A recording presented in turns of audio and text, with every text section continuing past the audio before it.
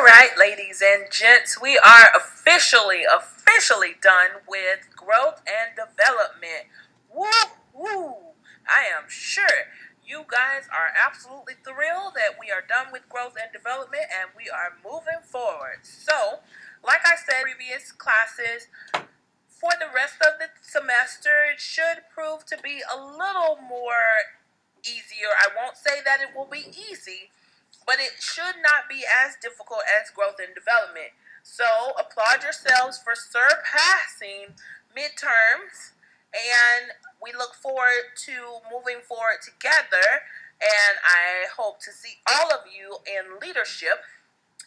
But in order to get there, we must complete this course. So we have 4 more exams to go, and this will be included on exam 5. And with that said, we're going to go into chapters 14, 15, and 24 within this lecture, which will go over pediatric assessment, infectious disease, and respiratory alterations. If I do skip over anything in your text, please feel free to read it at your leisure. Note that I will be going over the important aspects. Okay, so you want to follow along with me in your book as I am going over that material, as well as paying attention to any and all examples that I may give during the lecture. With that said, we'll proceed and start with pediatric assessment. All right, let's dive right into pediatric assessment. So we will first look at physical growth. One important set of parameters required for pediatric health assessment is, of course, physical growth. The parameters of weight, length or height, and head circumference, depend upon age, are essential in serial physical growth measurements. The chest circumference is of less importance, of course. Now, when we look at the health history, the child should be included in the history taking as it is appropriate for his or her age of development. Of course, you cannot include the infant in the health history taking process because they cannot talk to you. Okay, but of course your toddler may be able to understand some things and can tell you, whereas your preschooler, school age, and your adolescent are able to tell you more as far as when taking that health history. When you want to look at their biographical their biographical data, of course, the child's name, you want to obtain their full name, the address and the phone number, usually it's the parents, where they stay, and the source of information. Of course, your primary source will usually be the parent or the guardian, legal guardian of the child. When you get to the adolescent stage, they will be able to give you more information, but as far as the child goes, primarily it will be the caregiver that will be giving you information. I do want you to look at the nursing tip that is within your text on page 434, adjusting the chronological age, especially for those that are born prematurely. This mainly applies to the infancy.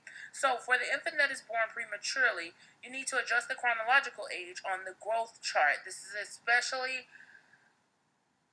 important when you're doing growth as far as if they're on the right track or not. Now remember, I did tell you everybody is unique and they'll grow at their own rate, but of course you want to note that if the infant isn't growing proportional to how the growth chart says they should, then we do want to look for a problem there. So in your text, it gives an example. The corrected age for a 6-month-old infant who was born 2 months prematurely would be 4 months. And you see how that works. So he's 6 months in age, but since he was born 2 months early, he's really measuring at a 4-month child's growth. Okay, so you'll plot the obtained weight and length on the growth chart under the child's corrected age, and this will usually be marked unless you are the first person seeing the infant. So this is something that you do want to take when you're doing your health history from and obtaining this data from the parent. Of course, we'll look at the chief complaint. The caregiver is often the individual who seeks the health care for the child and provides a description of the perceived problems, especially for infants, toddlers, and young preschoolers whose age and mental status prevent them from offering genuine descriptions of their problem. The caregiver is usually acutely aware of the cues to the child's illness. The older preschoolers, school age, and adolescent are able to give their own verbal descriptions for their complaints. So, when you are conducting a health interview or a health assessment, you want to find out what the chief concern is or the chief complaint. Address the parent if the child is little and cannot talk back to you or give you this data. Some of the questions, or one of the questions that you may ask is, why did you bring little Charlie or little Elle to the clinic today or into the office today? This will get you to get the parents to open up about why they actually brought the child in and be able to provide you with that chief complaint. Also, when conducting that health history of a child, you want to ask the parent, do they have any concerns about their daughter or their son? This can also provide you information in order to get that chief complaint out of them. Okay? All right, when we look at past health history, pertinent information should be elicited regarding the birth history, like I said, especially for your premature infants, including the prenatal, labor and delivery, and postnatal history. You want to look at the birth process or the birth history, if they had prenatal care, did they plan that? Pregnancy, was it in vitro? Did they have any problems such as gestational diabetes and things of that nature? How did their labor and delivery process go? How were the baby's APGAR scores and things of that nature? As far as postnatal, did the baby go home when mom went home? Were they discharged together? Was the baby on any kind of medication, any antibiotics? Did the mom have any kind of infections or fever? Was the baby jaundiced? Did the baby have to have treatment for hyperbilirubinemia, or was the baby jaundiced? Those are things that we want to find out postnatally. And more importantly, if the baby was premature, did the baby go to NICU? How long was the baby there? Did the baby receive any medications or treatments while in NICU? Did the baby receive any surgeries? Those are all things that we need to take up and ask about when we're looking at the pediatric assessment, especially if this is your first time seeing this child and this is their first time visiting the office. Most times, if the child has been going to the office for quite some time, this history has already been taken and is documented in their chart. When we look at the medical, you want to inquire about circumstances and outcomes of any hospitalizations or emergency department visits. You want to keep in mind that some children's caregivers may use the emergency department or urgent care centers for episodic health care and may not have a primary care provider. This is also true. Or they may go to the health department. So it may be hard to obtain records, especially if they've moved to a new state or something like that and they've been going to places here and there or going to various ERs or urgent care centers.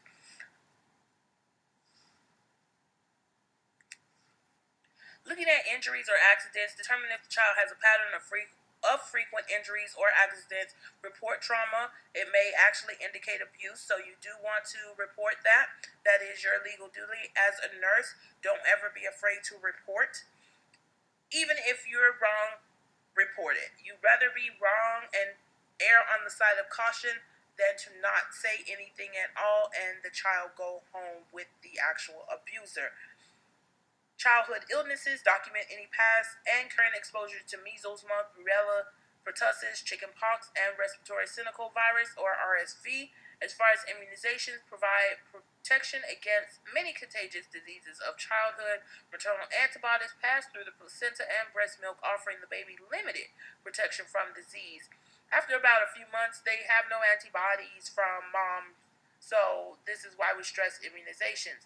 A schedule of recommended childhood immunizations is located in Appendix C.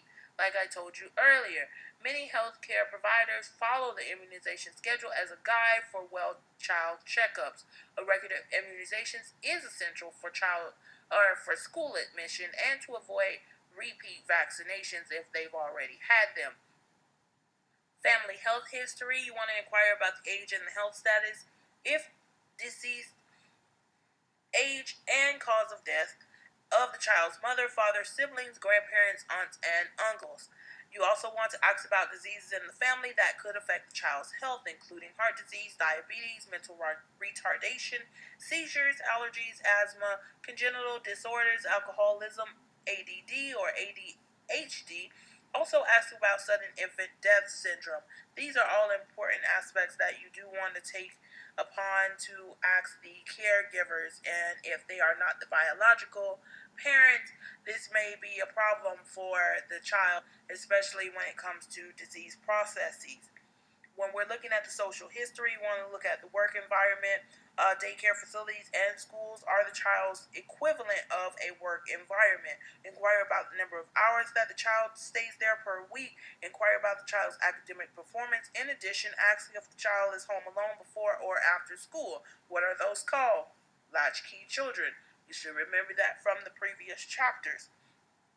When we're looking at the home environment, you want to ask about potential exposure to lead in the chipping paint, because lead is, of course, harmful to the developing brain and central nervous system of the fetus and of young children. Living in a home built prior to 1978 is a risk factor for exposure to lead paint. When we look at the child's personal habits, determine what activities the child enjoys, ask how the child copes and with stress, and if security object is necessary, such as a blanket or a stuffed toy.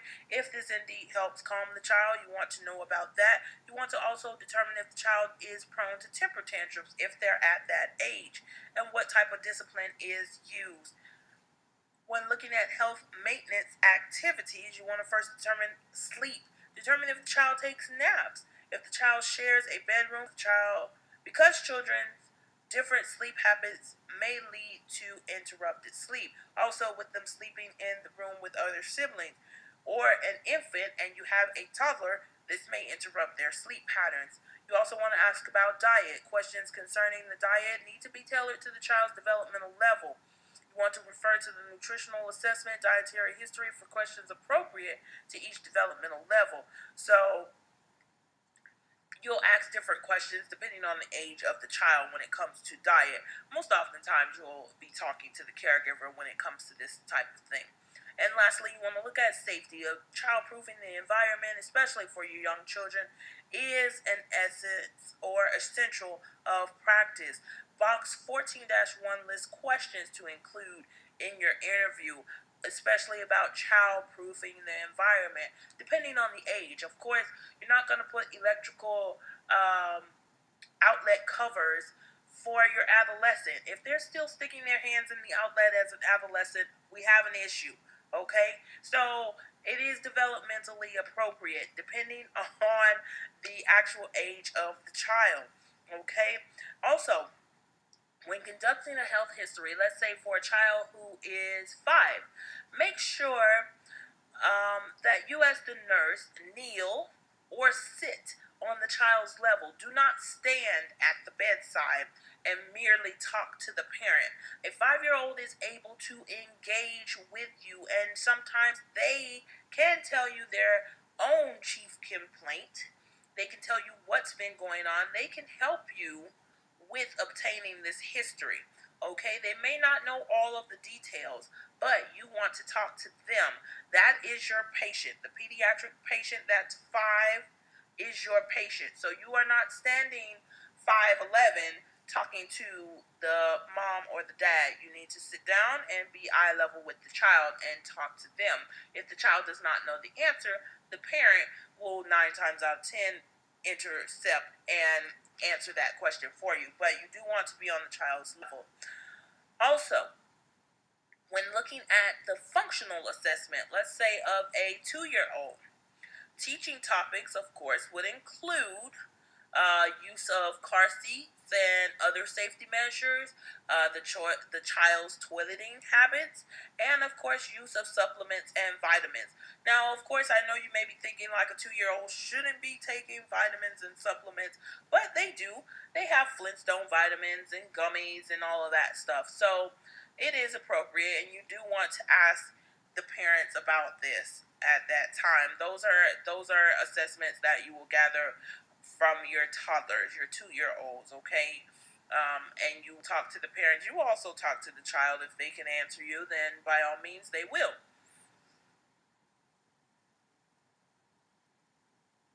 When we look at the nutritional assessment, good nutrition is, of course, essential for optimal health and disease prevention.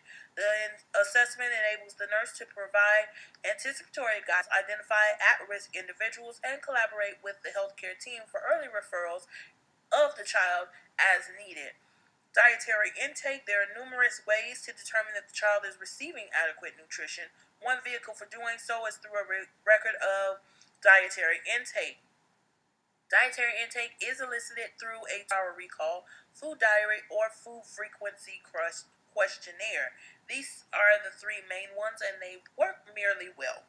When we look at a dietary history, this can identify a host of nutritional and behavioral problems, and anticipatory guidance can be provided for deficient areas of nutritional health. When we look at the infants, which is 0 to 12, you want to see how many wet diapers does the baby have in a 24-hour period.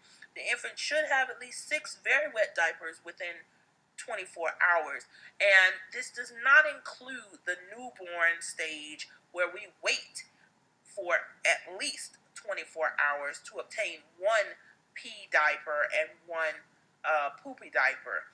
This applies to infancy, and they should be eating well by now. So, like we said in your text, it says 6. We ask for actually 6 to 8, depending on how often they are eating.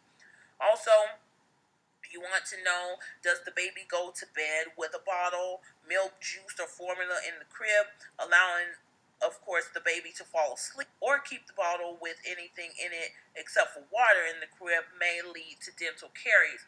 And personally, I would not leave anything in the crib.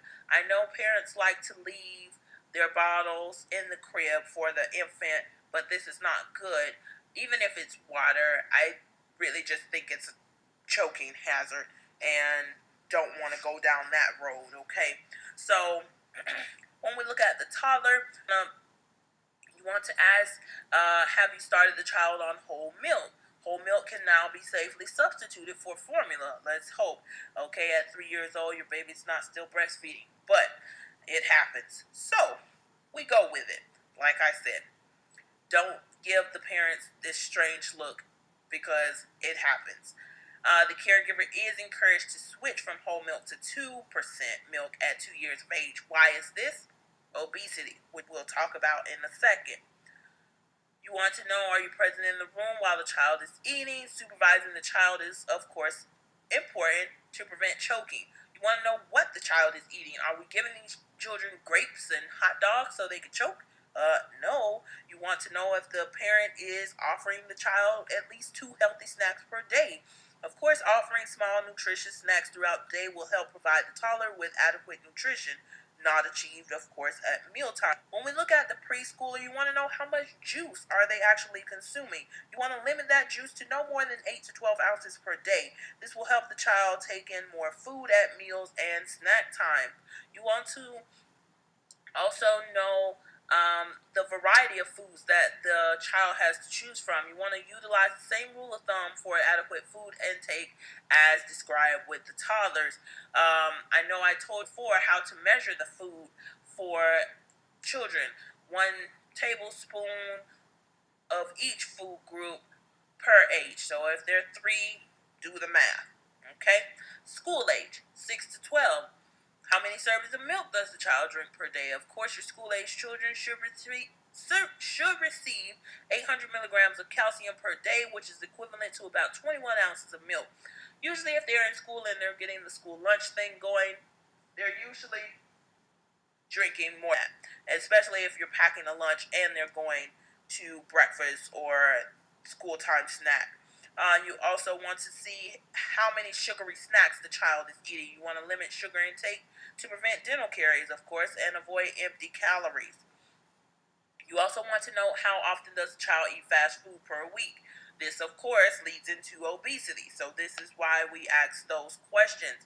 When we look at adolescents, you're pretty much going to compile all of the questions that you've asked from toddler to school age to see how the child's nutritional assessment is. And at this point, when they're in adolescence, you can talk to the adolescent about what they're eating.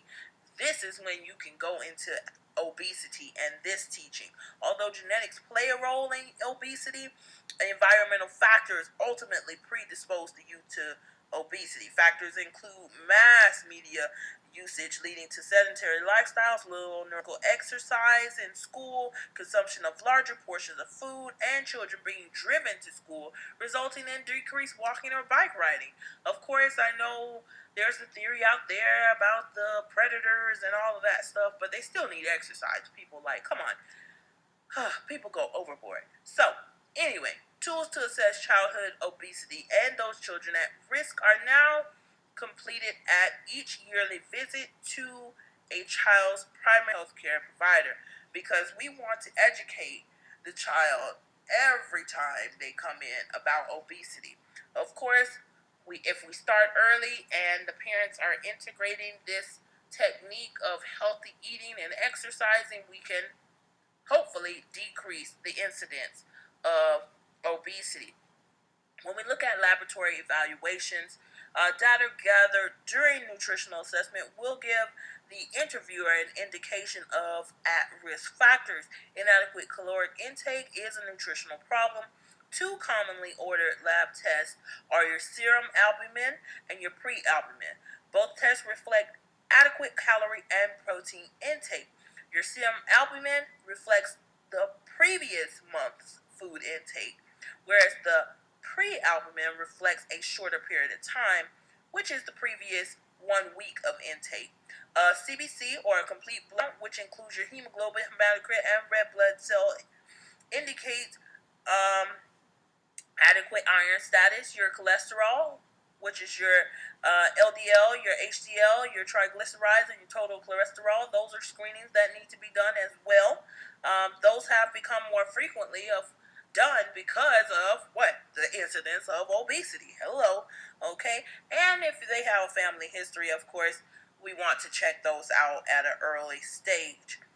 When we look at the anthropometric data, skin fold thickness is a more reliable indicator of body fat than is the weight. The most common measurement site is over the tricep muscle of the child. This measurement may be threatening for the child. So to alleviate anxiety, let the child sit in the caregiver's lap while the child's arm is dangling at his or her side in a fully relaxed position. You want to lift the fold of the subcutaneous tissue and skin away from the triceps muscle. Place the calipers on the skin next to the fingers while lifting the fold of the skin. You want to hold the skin fold in place while measuring the triceps skin fold. Repeat this step 2 or 3 times and the average of the 3 readings to obtain the skin fold thickness. And this can give you a reliable indicator of body fat. Okay? When we look at physical examination, this is the bulk of your assessment. This will cover all your body systems, okay? It says nearly all body systems. We're going to cover all of them. We're going to go from head to toe when we're doing your assessment, okay? And nearly all of them can also identify nutritional deficiencies, so you do want to note that, okay? When we look at the evaluation of data, utilizing the diet history, you want to compare and contrast this information with this new pyramid of diet guidelines, which can be found in figure 14-1. You want to determine if the child is receiving the recommended amount of and variety of food per day. The evaluation involves piecing together data obtained from the dietary history and the physical exam, and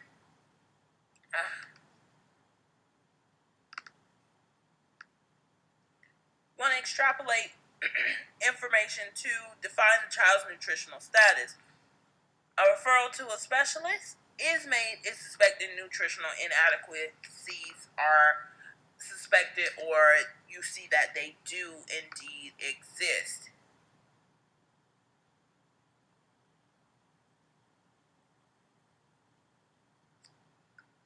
Alright, let's jump into the fun fun part of pediatric assessment, the actual hands-on physical assessment. But before we get there, I want to briefly talk about the developmental assessment. This is a tool known as the Denver Developmental Assessment Test. They've reorganized it, redone it, restandardized it a million times, and now it's known as the Denver 2. Now, you want to note that this tool evaluates a variety of aspects, including your fine and gross motor skills, social and language skills, behavior, temperament, cognition, and of course, memory.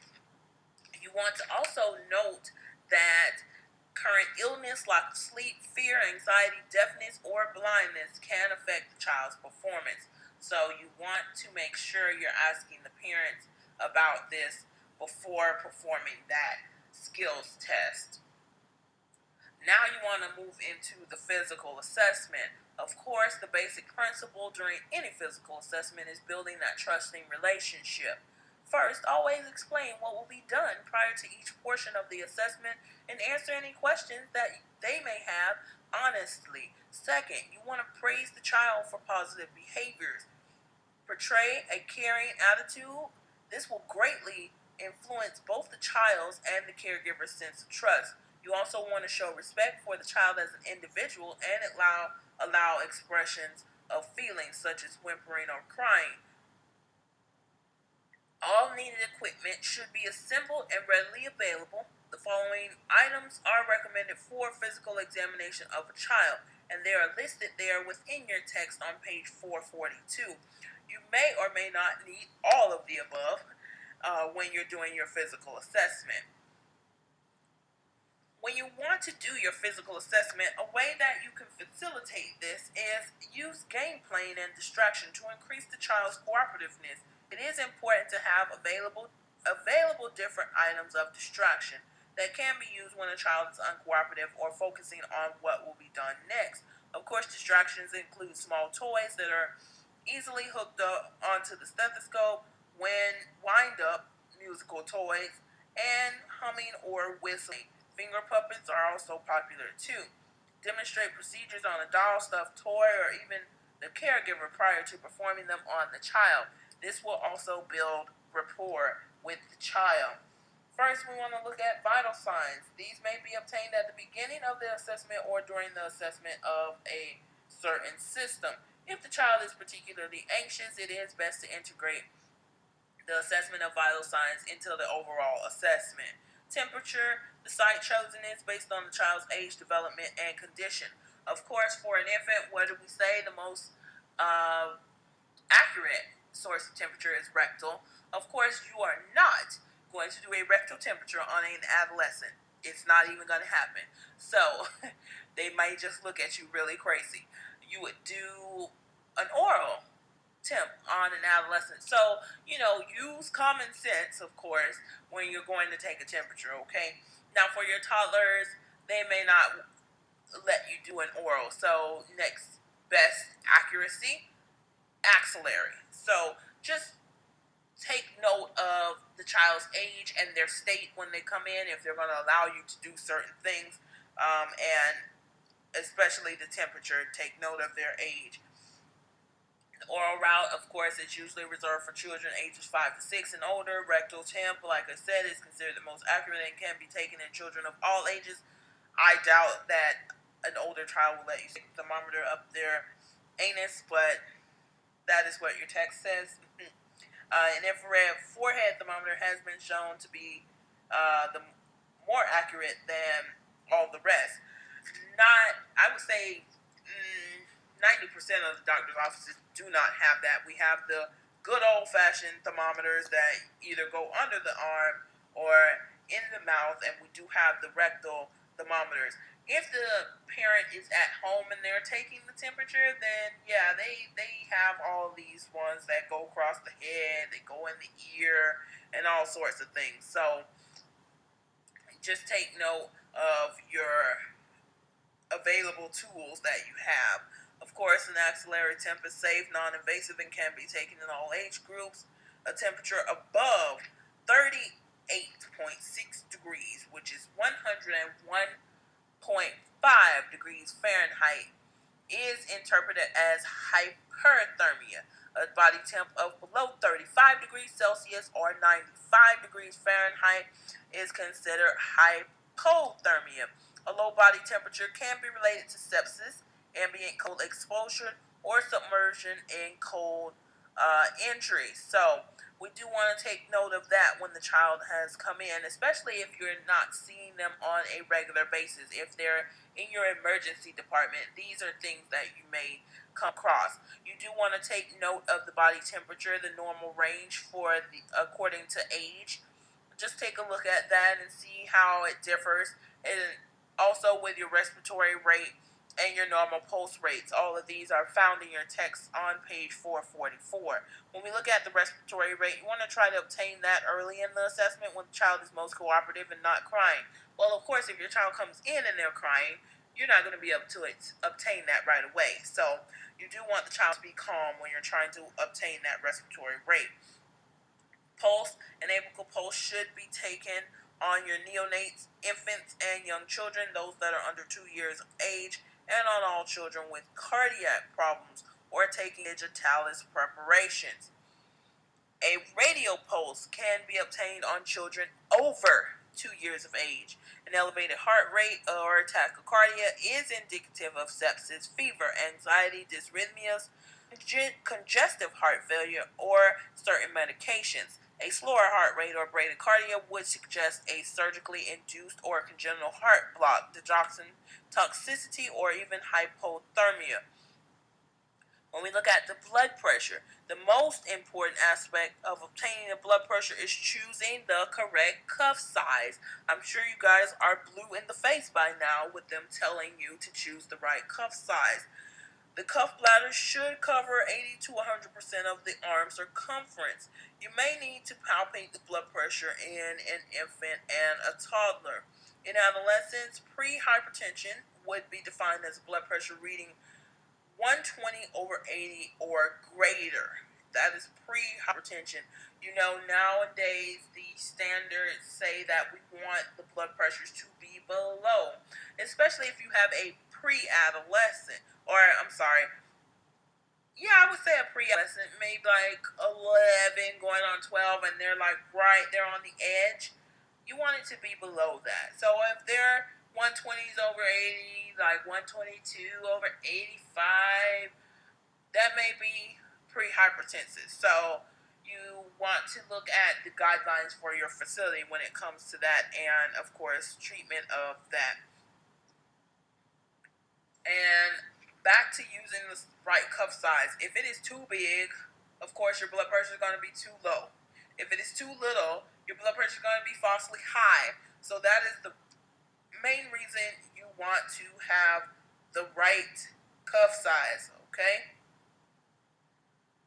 There is blood pressure reading for a normal range according to age. That is found in your text on page 446. When we look at physical growth, you want to look at the weight, the type of scale, and method for uptake vary depending upon age. Place infants and young toddlers nude on a scale. Neonates may lose up to 10% of birth weight by the third or fourth day after birth and then regain it by 2 weeks of age.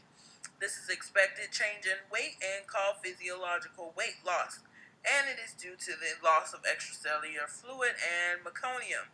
When we look at length and height, recumbent length is measured for children younger than 2 years of age. Head circumference is measured in children less than 2 years of age or children known or suspected microcephaly or hydrocephalus. Serial measurements of the head circumference is invaluable for the infant with suspected cessation of brain growth. Normal average head growth about 1 to 1.5 centimeters per month during the first year. Premature infants often have smaller head circumferences, so you do want to note that. Microcephaly is a congenital anomaly characterized by a small brain with a resulting small head and mental deficit. It is an abnormal finding. Another abnormality is, of course, your hydrocephalus, which is an enlargement of the head without enlargement of the facial structures. So it'll look like they have, we call them water heads, but please don't tell the parents that when you're in front of them. That would not be okay. All right. And they probably would just leave after that part. They wouldn't even let you do anything else to their child. So, just a little inside joke, okay? Chest circumference. This is measured up to 1 year of age. At 1 year, the head circumference is equal to that of the chest. After age 1, the chest circumference is greater than the head circumference. A measured chest circumference below normal limits is abnormal. A below normal chest circumference for age can be attributed to prematurity. Hence why it is so important to get that during the health history. Was the child premature? Okay. You also want to look at lesions when you're looking at the skin. You want to inspect it for color. Of course, make sure, baby's pink. They're not, cyanotic. They're not jaundiced. You do pay attention to that. You want to look for any lesions. You want to inspect the skin. Noting any anatomic lesions, their location, distribution, shape, color, size, and any exudate. No skin lesions should be present, except for freckles, birthmarks, or moles. They may be flat or elevated. Your eczema or atopic dermatitis is a common skin disorder involving inflammation of the epidermis and the superficial dermis, which we will talk about when we talk about skin disorders. You want to palpate. Temperature. This is to assess. You can assess this by palpating the skin with the back of the hand. Skin surface temperature should be warm and equal bilaterally. Like their right leg shouldn't be cold and the left leg warm. That would indicate some kind of circulation problem. Hands and feet may be slightly cooler than the rest of the body, which that is normal. But your stomach shouldn't be cool and your left thigh warm. Something's not right if that's the case. Texture. You want to use the finger pads to palpate the skin. The skin of the child is normally smooth and soft. You may feel milia, which is in an infant, which are small white papules on the cheeks, forehead, nose, and chin due to sebum that occludes the openings of the follicles. The newborns may also have vernix, which is a thick, cheesy, protective, integumentary deposit that consists of sebum and shed epithelial cells. Usually, we have washed all that away by the time they come to the pediatrician's office. Let's hope so. If not, somebody needs to be shot for not giving their baby a bath after they were born. They shouldn't still have vernix like 2 weeks after they were born. It's a problem if they do.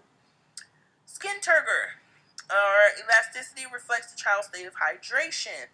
It is assessed by pinching a small section of the skin of the child's skin between your thumb and forefinger and quickly releasing it. The abdomen is the best location to assess skin turgor. Good turgor and adequate hydration is evidenced when the skin rapidly returns to its original contour after it has been released. Decreased skin turgor can be a sign of hydration. We also want to look for edema. If their eyes or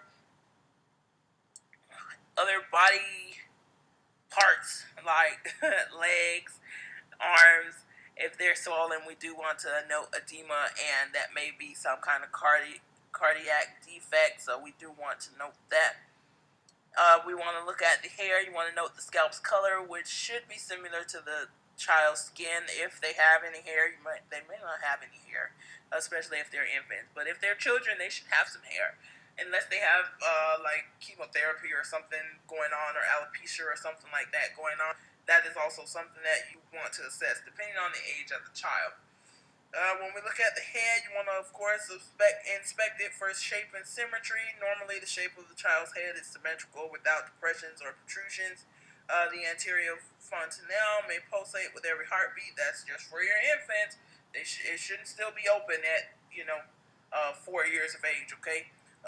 If so, we have a problem. Head control. You want to note that, too, at 4 months of age, most infants should be able to hold their head erect and in midline. To evaluate for head lag, pull the infant by the hands from a supine to a sitting position. Again, by 4 months of age, the head should stay in line with the body while being pulled forward. Palpation. When you're looking at the fontanelles, you can palpate, assess for depression, bulging, pulsations, and size. Crying will produce a distorted, full bulging appearance.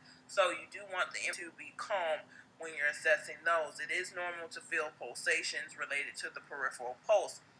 If if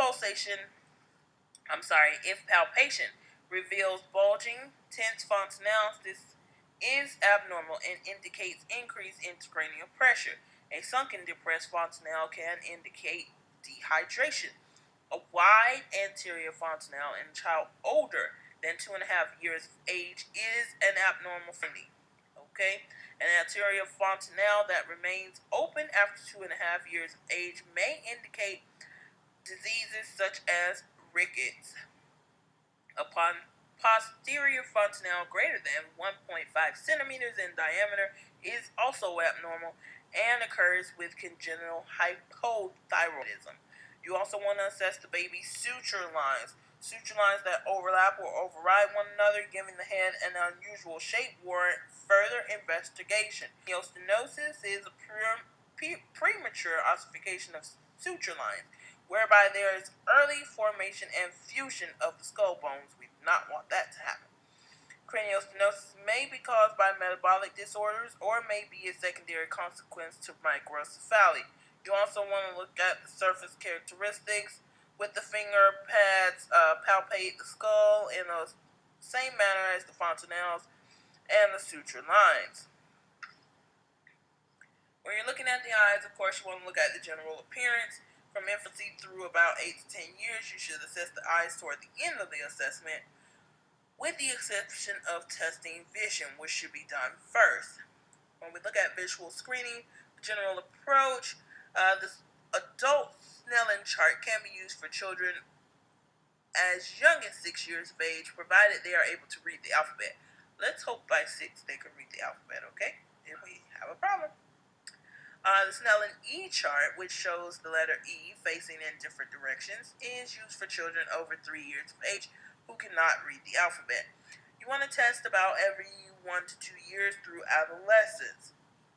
The Allen test, which is a series of 7 pictures on different cards, can be used with children as young as 3 years of age as well. Your text goes on to describe detailed the Snellen E chart, the Allen test. You can briefly review those if you do not remember them. You can also look over the strabismus screening, Hirschberg test, and the cover-uncover test. When you look to inspect, you want to, of course, look at the eyelids, sit at the child's level, observe for symmetrical palpable fissures, which is the opening between the margins of the upper and lower eyelids. Normally, these fissures of both eyes are proportionally symmetrical. You want to also look at the lacrimal apparatus. If the lacrimal duct obstruction is suspected, use the index finger to lightly palpate the lacrimal sac area while pressing the child's head in the other hand. You'll note the drainage from the lacrimal duct orifice. When we look at the anterior segment structures, like the sclera, it's observed mainly to determine its color. A yellowish color of the sclera indicates, of course, jaundice, which is due to hemolysis of the red blood cells or hemolysis of the red blood cells, non-functioning liver cells, or obstruction of bile in the common or hepatic duct. You also want to take note of the iris. By 12 months of age, complete transition of the iris color has occurred. Small white flecks called brushbill spots noted around the perimeter of the iris are abnormal. These spots are found on the iris of a child with Down syndrome. These spots develop during embryonic maturation. You also want to take note of the pupils. They should be inspected for size, shape, equality,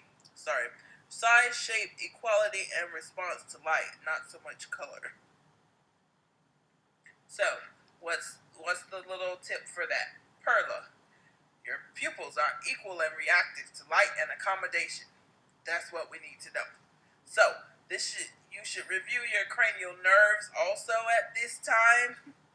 While you're doing this physical assessment, if you want to review those, make sure you know all 12 of those. I used to have a saying them, but I don't remember what it was. But I had them down packed, and my professor did teach me a very good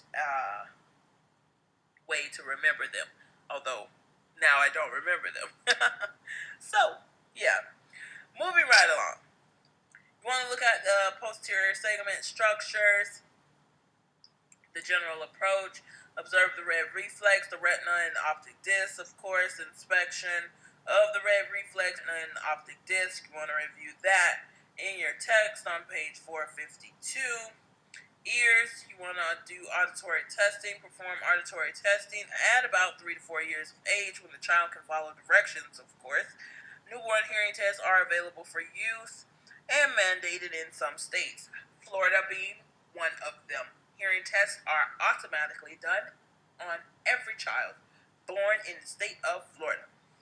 External ear, you want to inspect the position. For this, you want to note that the kidneys and the ears are formed at the same time in embryonic development. So if the child's ears are low set, renal abnormalities must also be ruled out. Low set ears can also occur with a child who has Down syndrome. To inspect the pinup position, you want to position the child on the caregiver's lap or on the examination table. Most of the time, just let them sit in the parent's lap if this will keep them calm. You also want to inspect the internal ear and make sure the tympanic membrane is transparent and a pearly gray to the light pink. It should be like pearly gray to light pink in color. Mostly they look like grayish opaque in color. When we look at the nose, you want to note that nasal flaring for an infant or even a toddler. This indicates respiratory distress. Purulent yellow or green discharge accompanies an infection. Clear watery secretions may indicate allergic rhinitis, common cold, RSV, or even a foreign body. A foul odor may indicate a foreign body lodged in the nasal cavity. We all know how kids like to stick things in holes they don't belong. Patency of nares must be obtained at birth because newborns are nose breathers. So we do want to make sure they are breathing out of each nostril. If they are not able to breathe out of each nostril, you want to rule out choanal atresia. There is a unilateral or a bilateral bonius or membranous septum between the nose and the pharynx. So, to test this, you would hold one of the infant's nostrils down and make sure they're breathing out of the other. If they start to struggle and flail, that means they cannot breathe out of that nostril that you have open. And that is when you should suspect choanal atresia. Okay? Now, looking at the mouth and the throat, of course you want to inspect. Of course, cleft lip, cleft palate, those are usually visible without even opening the child's mouth. Some you have to open the child's mouth. Can be seen as a separated area of the lip tissue when you're looking at your cleft lip.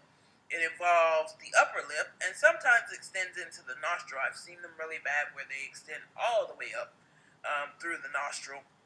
A cleft lip, of course, like I said, is obvious during your newborn assessment. You want to assess the oral mucosa. The mucous membranes should be pink, moist, and smooth. Thrush, which is your thick curd-like coating of the buccal mucosa or tongue, is abnormal. It can be acquired when a newborn passes through the vagina during delivery. So, basically your yeast infection in the mouth. Okay, we want to look at teeth for our older kids that are getting teeth.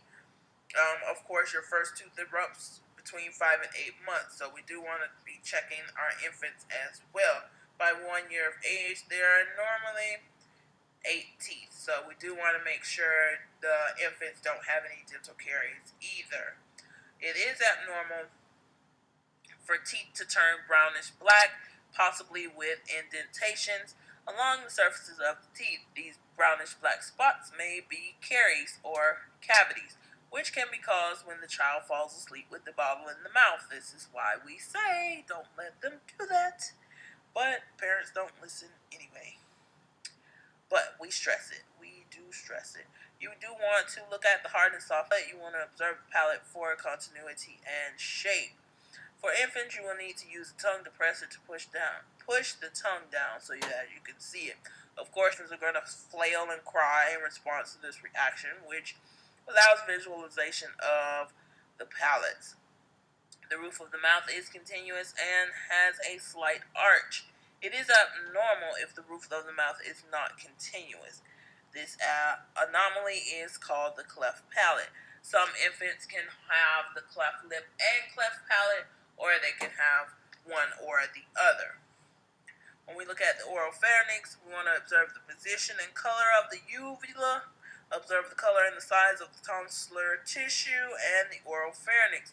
The tonsils are part of the lymphatic system and normally are hypertrophy in early childhood. Beginning at age 10, they gradually shrink in size.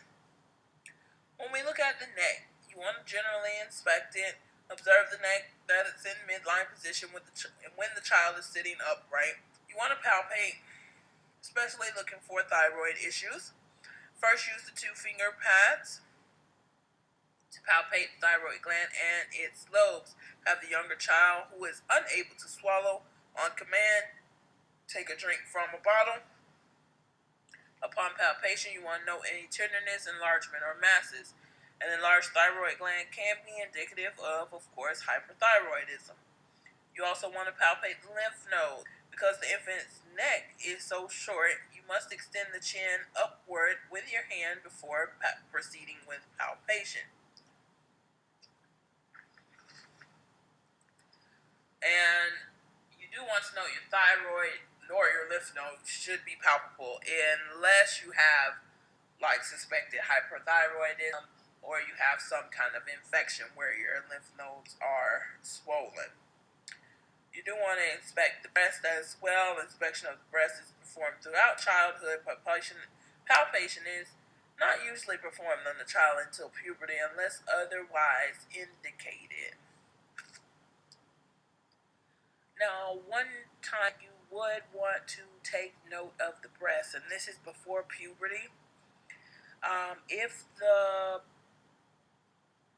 pediatric patient has a supermammary nipple along the mammary ridge, you want to note that this may indicate a renal disorder because they coincide together, sort of like the ears and the renal system. So if you are inspecting the breast and you're just doing your overall physical assessment and you notice a supermammary nipple along that ridge, this could indicate a renal disorder, and you do want to follow up on that, and that requires further investigation. Alright, so now when we're looking at the thorax and the lungs, of course you want to inspect the shape of the thorax. The infant should have a rounded thorax with the anterior, posterior, and transverse diameters approximately equal. By age 6, the chest attains the adult configuration of lateral diameter greater than the anterior-posterior diameter. If a school-age child has an abnormal chest configuration, suspect pathology such as cystic fibrosis, which can lead to an altered anterior-posterior transverse diameter. You want to look for retractions. In children, it is important to evaluate the intercostal muscles for signs of increased work of breathing, known as retractions. And usually in the infant, they'll have retractions and nasal flaring. This can indicate respiratory distress. Clinical features of respiratory distress include those retractions, like I said, and they'll vary in severity. So you do just want to look for them. They can range from mild to severe, depending on what's actually going on with the child and how much they're struggling to actually breathe. when we look for, or when we go to palpate, we want to notice any tactile firmitis. This is easily felt when the child cries. If the infant or young child is not crying, it is advisable to defer this procedure until later in the assessment, perhaps after the throat or ear examinations, which will usually produce the child to cry. Increased sound production is caused by consolidation, as in pneumonia. Decreased sound production is caused by conditions such as pulmonary edema or pleural effusions. You also want to percuss and auscultate when we're checking out those lungs. Okay? And although we're going to percuss and auscultate, note that you cannot palpate the lungs. Okay? Just FYI, cannot palpate the lungs. When we're talking about palpation, this is talking about the chest, not the lungs. When when we're listening, we want to listen for those breath sounds, listen for any crackles, wheezing, bronchi, any of those abnormal breath sounds are what we're going to listen to. And usually those techniques are the same as an adult. For your heart and peripheral vascular general approach, it is best to perform the cardio assessment near the beginning of the examination when the child is relatively calm. Do not get discouraged during the assessment. The novice nurse is not expected to identify a murmur and location within the cardiac cycle. You do want to inspect, and I did tell you who and what age to assess that apical or radial pulse. When you are listening to the infant's heart, you want to listen at the third or fourth intercostal space. I know as an adult you want to do the fourth or fifth, but when you're looking to listen to an infant, you do want to listen at the third or fourth. You also want to make note when you're palpating if there's a thrill, which is a vibration that is similar to what one feels when a hand is placed on a purring cat. It is most commonly produced by blood flowing through the narrow opening from one chamber to another, such as in a septal defect, which we will cover more when we go into cardiovascular disorders. Of course, you want to know peripheral pulses on all children. Make sure they are equal. You want to, of course, auscultate those heart sounds. And that moves us to the abdomen. Of course, general approach, you want to inspect the abdomen. The order of the abdomen assessment, of course, is inspection, auscultation, and palpation. Auscultation is performed second because palpation can alter the bowel sounds. During palpation, listen for a high-pitched cry and look for a change in facial expression or for sudden protective movements that may indicate a painful or tender area. You also want to assess for umbilical hernias. It talks a little bit about this in your text on page 459 in the nursing tip box. And I know for fence, you are going to still be measuring that abdominal circumference. So you do want to look at the nursing tip in your text on page 459 in regards to that as well. You want to note any peristalsis. You want to note that this is not normally visible. So that's why I'm telling you, take note. If it is visible, it's an abnormal finding. Okay? So, also when you're looking at the abdomen, visible peristaltic waves seen moving across the epigastrium from left to right are abnormal and may indicate gastrointestinal disorders such as pyloric stenosis. And some of the disorders that I am mentioning now, you will hear them and get a better understanding of them later on throughout this class when we go into the actual disorder and talk about that.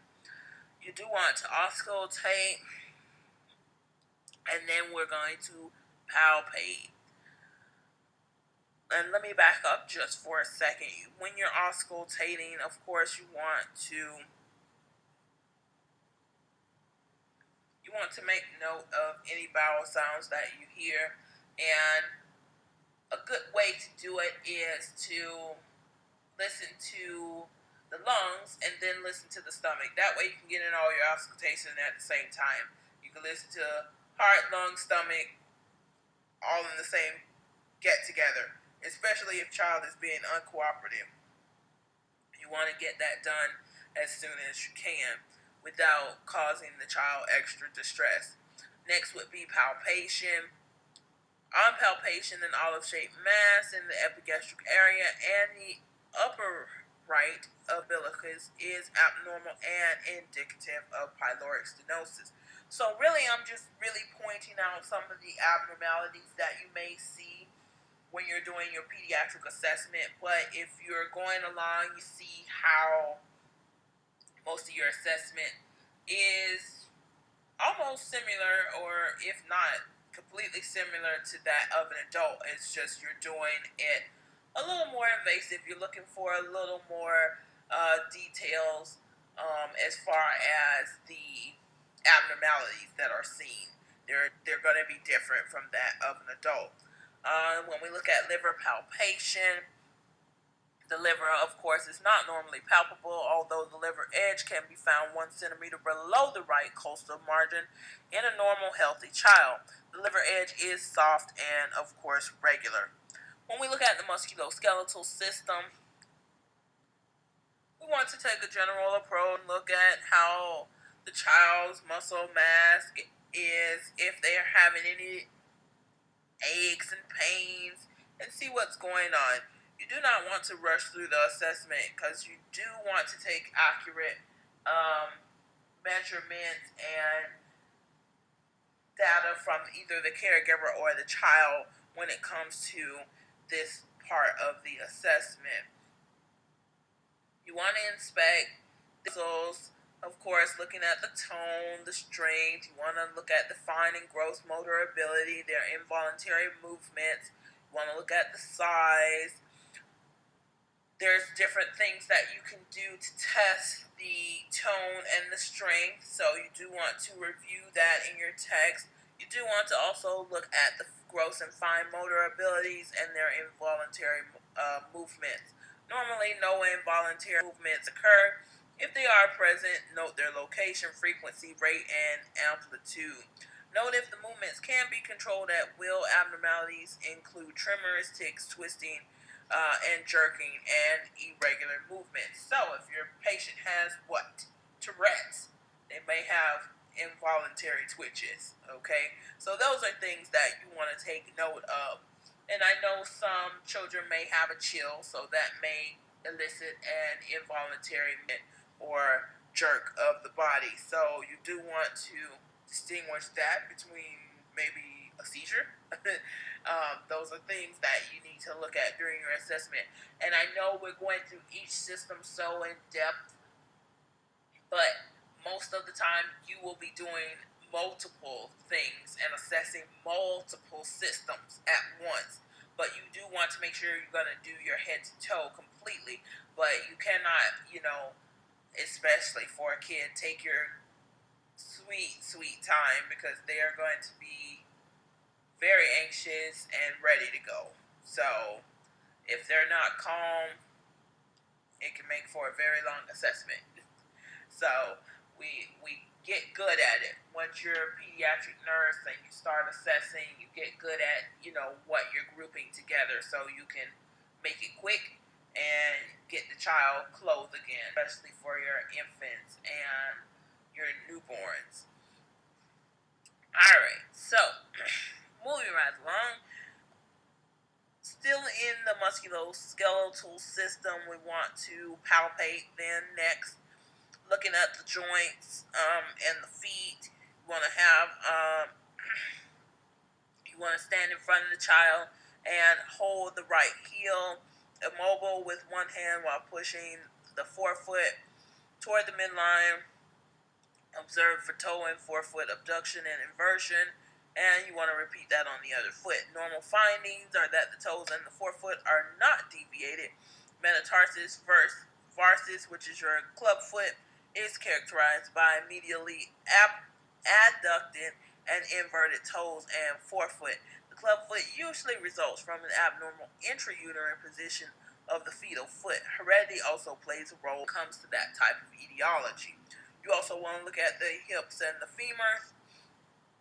And again, we talked about developmental hip dysplasia. That is what we're going to be assessing for then. Of course, you're not assessing for that in an adolescent, but you are going to want to make sure they can do range of motion with their extremities, making sure they have good muscle strength and tone, and that their hips aren't out of socket, their arms aren't out of socket, and things of that nature. Now, looking at the neurological system, cerebral function. And infant functions mainly at the subcortical level. Memory is about 3/4 developed by age 2, when the cortical functioning is acquiring dominance. Level of consciousness is also assessed as a function of the central nervous system. Because the infant cannot verbally express level of consciousness, instead assess the newborn's ability to cry, level of activity, positioning, and general appearance. For everybody else, you will actually assess their level of consciousness. And if it can't tell you if they're, conscious, they can't answer, you can't write alert and oriented times 3 or 4 because they can't tell you who they are, they can't tell you where they are, and things of that nature. So a lot of your assessment is based on age, and you will. I know I told you we were done with growth and development, but it will follow you for the rest of this class. And a lot of your assessment will be based on the age of that child. Of course, you're not going to be assessing fontanelles in an adolescent, okay? Just like your level of consciousness, you're not going to want to make your adolescent cry to assess level of consciousness. So, of course, use common sense here when you're doing your assessment, and it will vary from your infancy all the way to your adolescent. So that's what you want to make note of. And so while I'm going through the hinting on some things that you may see depending on the age of the child, and this is not an overview for all of the ages because we would be here all day long listening to lecture. I'm just giving you a brief introduction of pediatric assessment and going to look for. Back to those good old cranial nerves. You want to note those 1 through 12. In your text on page 462, it gives you an example of testing those for your infants, which is birth to 12 months, and then your toddler and preschooler, your 1 to 6 years, and it also gives you a couple pictures there in your text. So you do want to review those if you've forgotten what they are. You then want to look at the cerebellar function. You want to test those functions mainly involving the posture, the balance, and the coordination. Of course, your infant can't walk across the room. They can't stand up, especially if you have a 3-month-old versus your 2-year-old. We want to see how their posture is, how their balance. Are they coordinated? Can they stand on one foot? Can they, walk straight? And things of that nature. So we do want to test that. We do also want to look at the motor system. This is evaluated as part of the musculoskeletal system examination. And your sensory system or sensory function involves the body response to a various type of stimulation and usually assessed during testing of the cranial nerves. So a lot of this, like I said, you're going to start combining a lot of this within your assessment. Your reflex status, of course, you want to note their deep tendon reflexes, making sure they have some. If they do not have any, that is a problem, okay? So your superficial reflexes, the receptors are in the skin rather than in the muscles. As for your DTRs, your superficial reflexes that are tested include the abdominal crematoric or your testes, your gluteal, which is your buttocks, and the plantar. They are listed by stimulating the skin. For your newborn or your infant reflexes during infancy examination, these include identification of the presence or absence of the newborn reflexes, which we covered back in newborn chapter. And if you need to review those, that is in your newborn chapter within your text. I think there are about 3 pages of reflexes that they go over and actually show you pictures of and explain them to you. So if you do want to review those.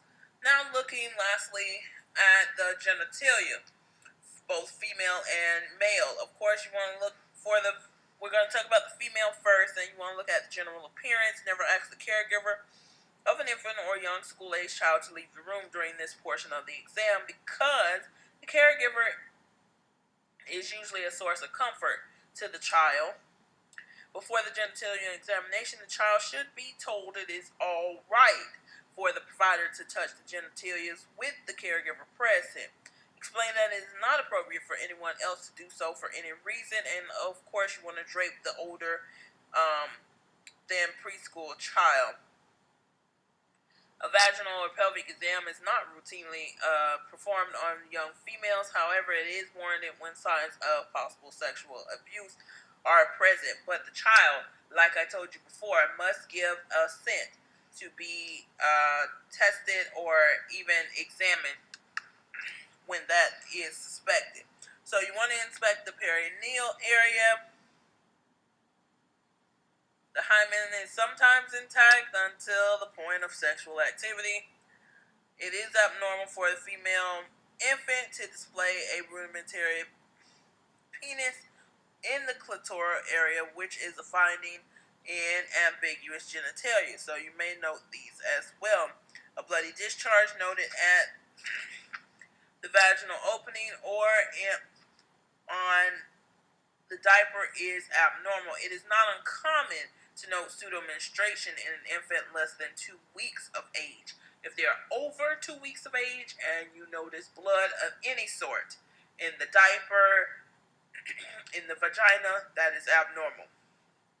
Okay? Looking at the male genitalia, of course, you want a general approach. You want to inspect it. Looking at the penis, mothers. One thing I do want to note when you are inspecting the penis, you do want to look at the skin. If they had a circumcision, did it heal well? If they had any problems with that. Another thing you want to note, especially for the males, if the mother was taking phenytoin or dilantin for epilepsy, they're at greater risk for having children with hypospadias, which we will talk about later, what it is and how it's developed. Another abnormality is epispadias, and this is just when the urethra is on the top or the bottom of the penis. So these are things you do want to note. During the 3rd month of fetal development, the urethral meatus fails to move toward the glans penis. So this may occur if the mom was taking these kinds of medications. So that is one thing you do want to ask the parents. You also want to note the scrotum. 2 testes should be present, but in infants they may retract into the inguinal canal or abdomen due to various stimuli, including cold or palpation. So don't freak out if you don't feel them. Just make sure your hands are warm while you're inspecting the infant, and you should be able to feel them. You want to palpate the scrotum. You also want to look for any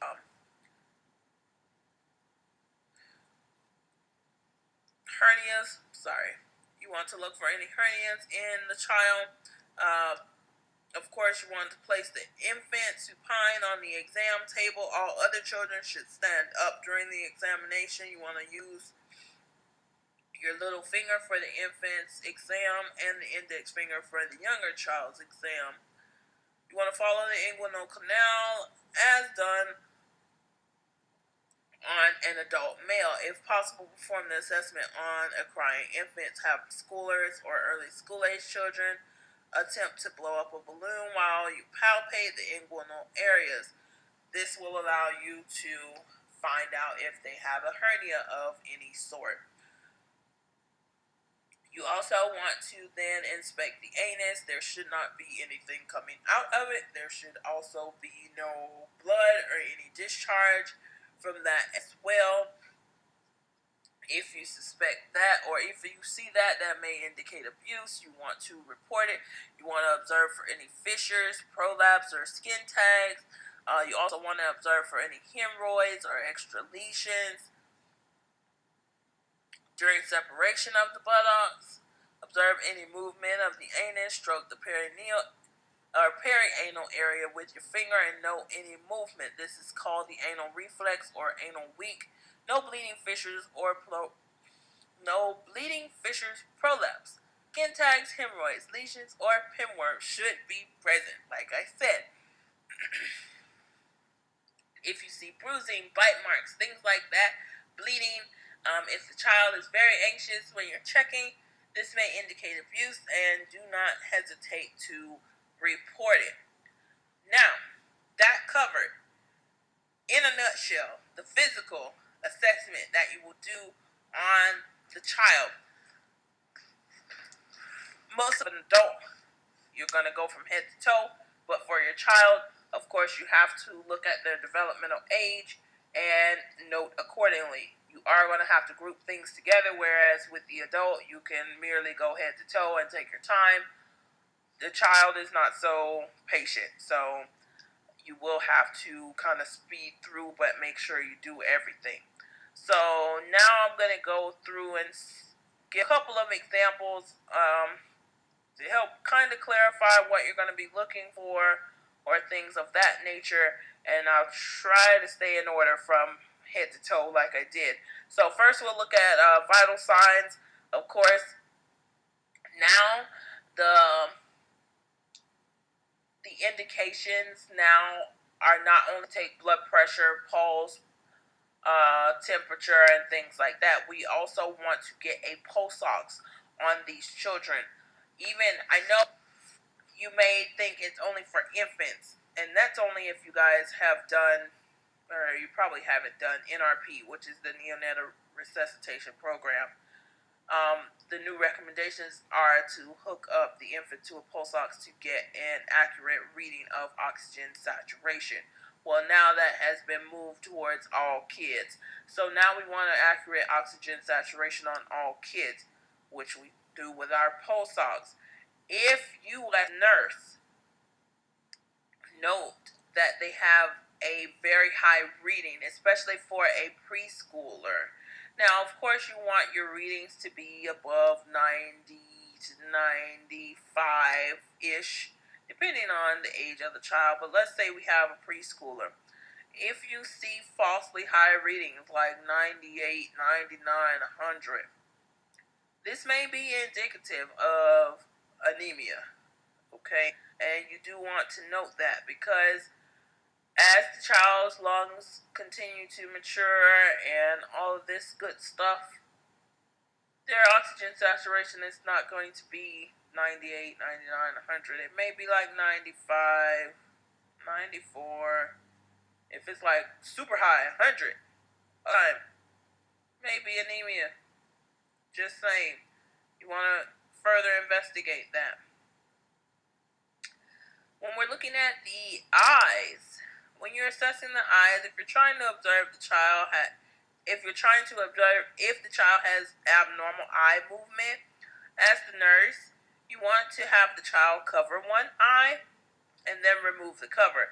That way you can tell if the child has abnormal eye alignment or movement, strabismus, or anything like that. Also, when doing your physical assessment, especially on an infant, you are going to have to take the clothes off the infant so you can actually inspect the skin, okay?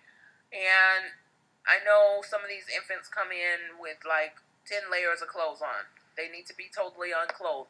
And you have to get a weight on them anyway. So Just tell mom or dad or whoever's bringing them in, the caregiver, to fully undress them down to the diaper. You leave the diaper on until you check the genitalia, which is last. Okay? When we're looking at the mouth, if you're assessing a patient that has or that is experiencing sickle cell crisis and they are of African American descent, the way you would tell if they had cyanosis is not their nail beds. It will not be their eyes either, because if they have sickle cell, what color are they going to be? Yellow. So, if you're assessing for cyanosis, the best place to look for that African American will be in the mucous membranes. Okay? Also, when you're doing your physical assessment, you want to note your cranial nerves. So do remember those, or go back and review those. In particular, the third one, if you're trying to check the eyes or the optic nerve, make sure that the pupil is to light. That would be one way of checking the third cranial nerve. Also, when doing your physical assessment, before you even touch the patient, you're going to do a health history and things of that nature. This is all a part of your interview. And after you've done the interview, the last part, the very last part, will be your actual physical assessment. So your physical assessment is last. You're going to do your health history. You're going to get all the questions answered from the caregiver and the child. And then lastly, you will do the physical assessment.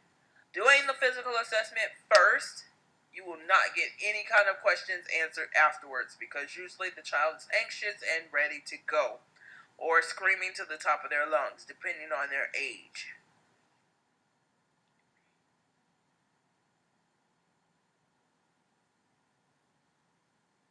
Alright, we have now finished pediatric assessment, and we're going to briefly go over infectious diseases. And a lot of the information should be a review from, not sure what class, let's see, maybe your A&P class or even basic class. This may be a review for you, so I'm going to just briefly go over some of the information. If I do not cover it, or if I do not say review it, then you can read it at your leisure. But let's go for it. So, infectious diseases, we will start on page 470 in text. I do want you to read and review the A&P again.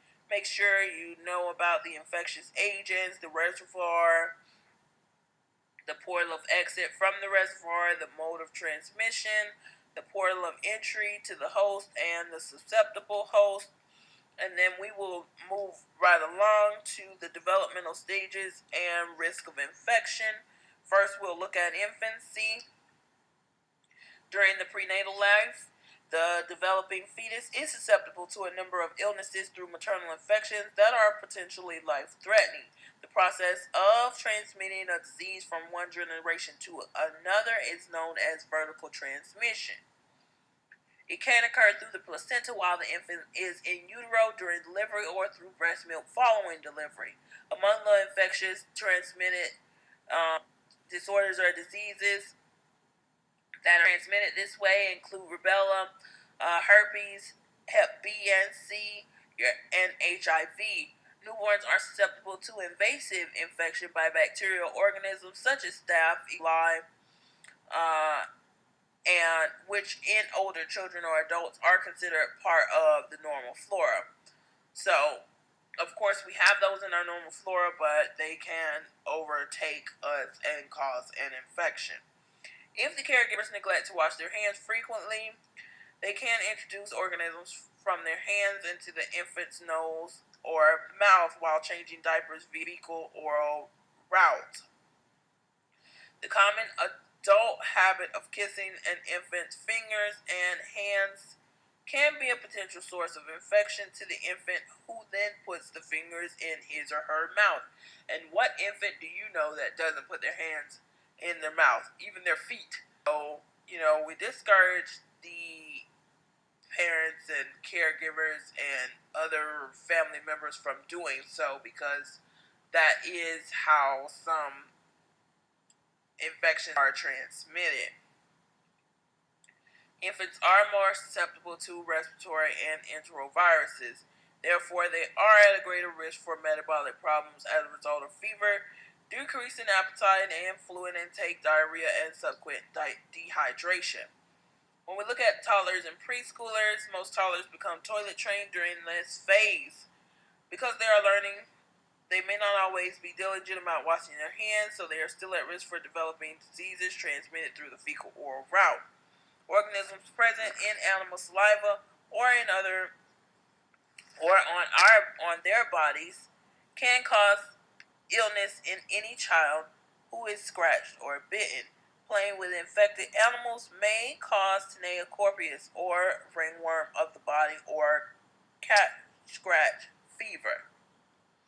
As far as your school-age children, schools are the perfect breeding ground for a spread of infection. Many children are lax in hygienic practices, such as washing hands before eating and after using the bathroom.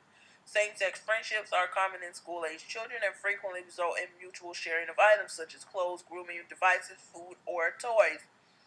Children may spend the night at each other's homes or on camping trips, sharing beds and linens, as well as personal items such as combs, as can result in outbreak of lice, scabies, pinworms, tinea corpus, and tinea capus. The leading cause of pneumonia in this group is the Mycoplasma pneumoniae, and can be found in where children are grouped together. This infection is highly contagious and can result in illness ranging from inflammation of the trachea and bronchioles to full-blown pneumonia. When we look at the adolescents, this is generally thought as a period of wellness, with the individual seeking health care for sports, physicals, minor acute illnesses, or conditions related to sexuality, sexual transmitted diseases, also also known as sexually transmitted infections. I think that's what they're starting to call them now, more so than the STDs that we're used to calling them. Adolescents need to receive booster doses of vaccines to maintain high levels of immunity. Rates of immunizations against measles, mumps, rubella, and hepatitis B are increasing with the adolescents between 13 and 15, and or very near the Healthy People 2010 goal for these diseases.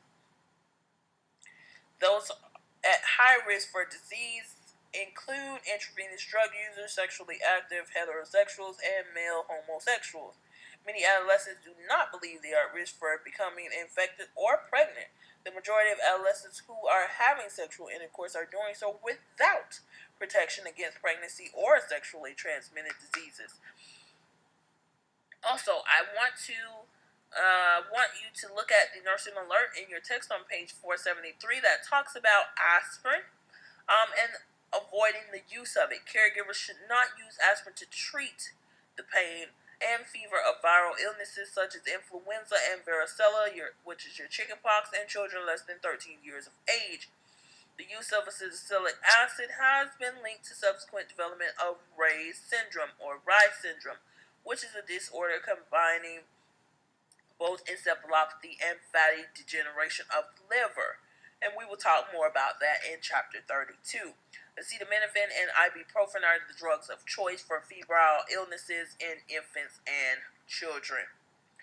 Back to your adolescents.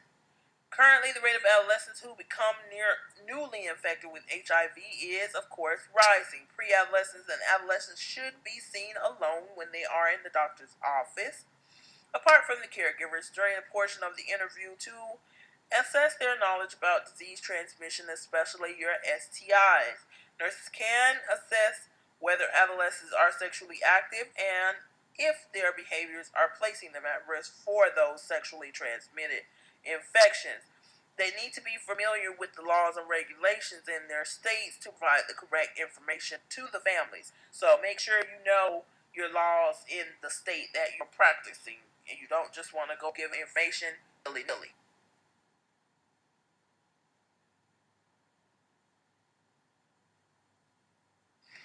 Alright, let's look at some infectious diseases and some monitoring and preventions and nursing management. There are several factors that can influence the incidence of infection as young infants and children are cared for out of home settings such as the daycare, schools, which include the following. There's a list of bullets that are bulleted in your text on page 475. You want to take note of those. And now we will look at family teaching. Nurses can make an impact in the decision making process by acting as resources to caregivers who are considering the placement of their children in daycare or preschool.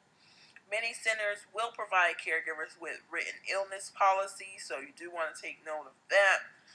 In addition to teaching the family, nurses who work in the daycare or school setting should be resources to staff and students about the prevention of common illnesses as well as managing outbreaks of illnesses as they occur during the school year. Providing materials and references to teachers and caregivers may help reduce the anxiety that sometimes accompanies episodic illnesses.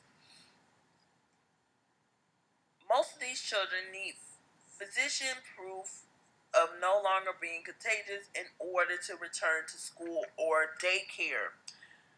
So, a lot of schools are getting stringent on when the child can attend school, if the child has a fever, if the child has a cough, and we went over that while in your growth and development sections. So refer to that list again if you need to, but know that, most schools do require a proof of the child being well or seen, or, medicated before returning to school, especially if it was something very contagious. Now, when we look at immunizations, the current recommended childhood immunization schedule is updated annually. Nurses should assess for immunization status at every opportunity when children enter any part of the healthcare system so that immunizations can be kept current. When a child receives only one or two doses of vaccine and does not receive the remaining vaccines according to the recommended schedule, the series does not need to be restarted. Instead, only the missed doses need to be given according to the recommended immunization schedule for the child not not immunized during the first year. Not going to go into all of the vaccines. As I told you, they can get very, very complicated. And of course, they're updated annually, so you can just browse over the ones in the chart in your text on page 477, 78, and 9. And there's also an appendix in the back of your book that goes over your immunizations as well. But you do not need to memorize these as they are updated annually. And if you do plan to work in a pediatric setting, they do have these guidelines available to you so that you know as the nurse. And just make sure that you do know that you as the nurse serve as a primary administrator of vaccines in the healthcare setting. Now, when we do talk about vaccines, we want to know about handling and storage, of course. Inappropriate handling or storage of vaccines can result in a decrease in vaccine potency and ineffective immunization.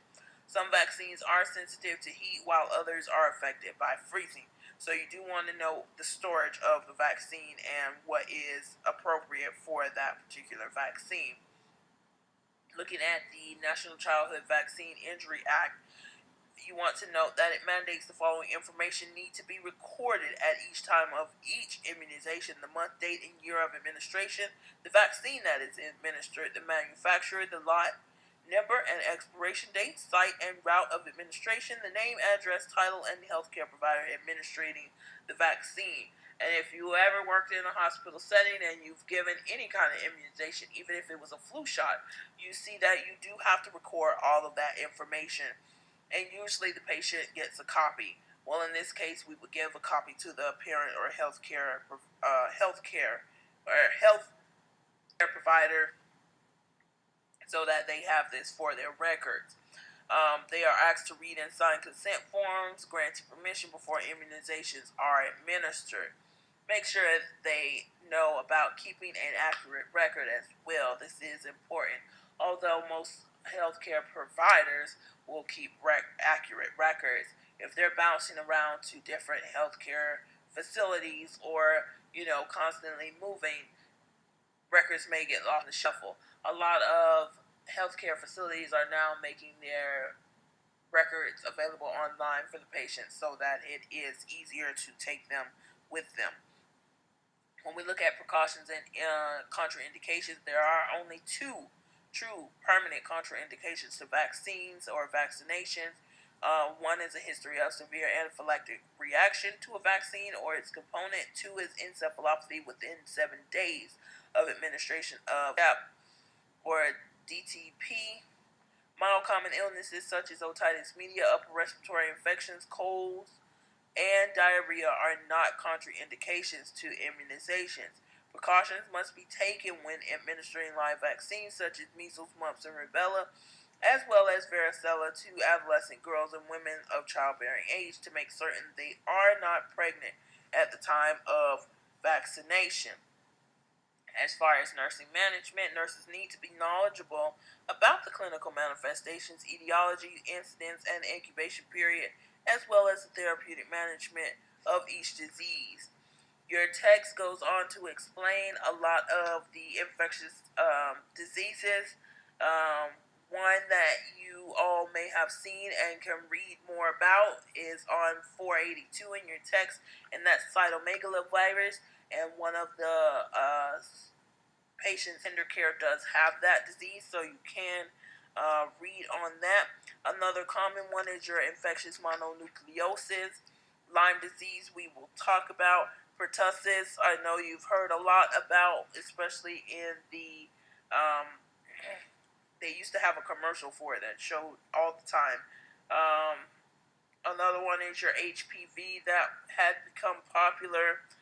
Your normal ones, your measles, mumps, rubella, of course, tetanus, chickenpox or varicella.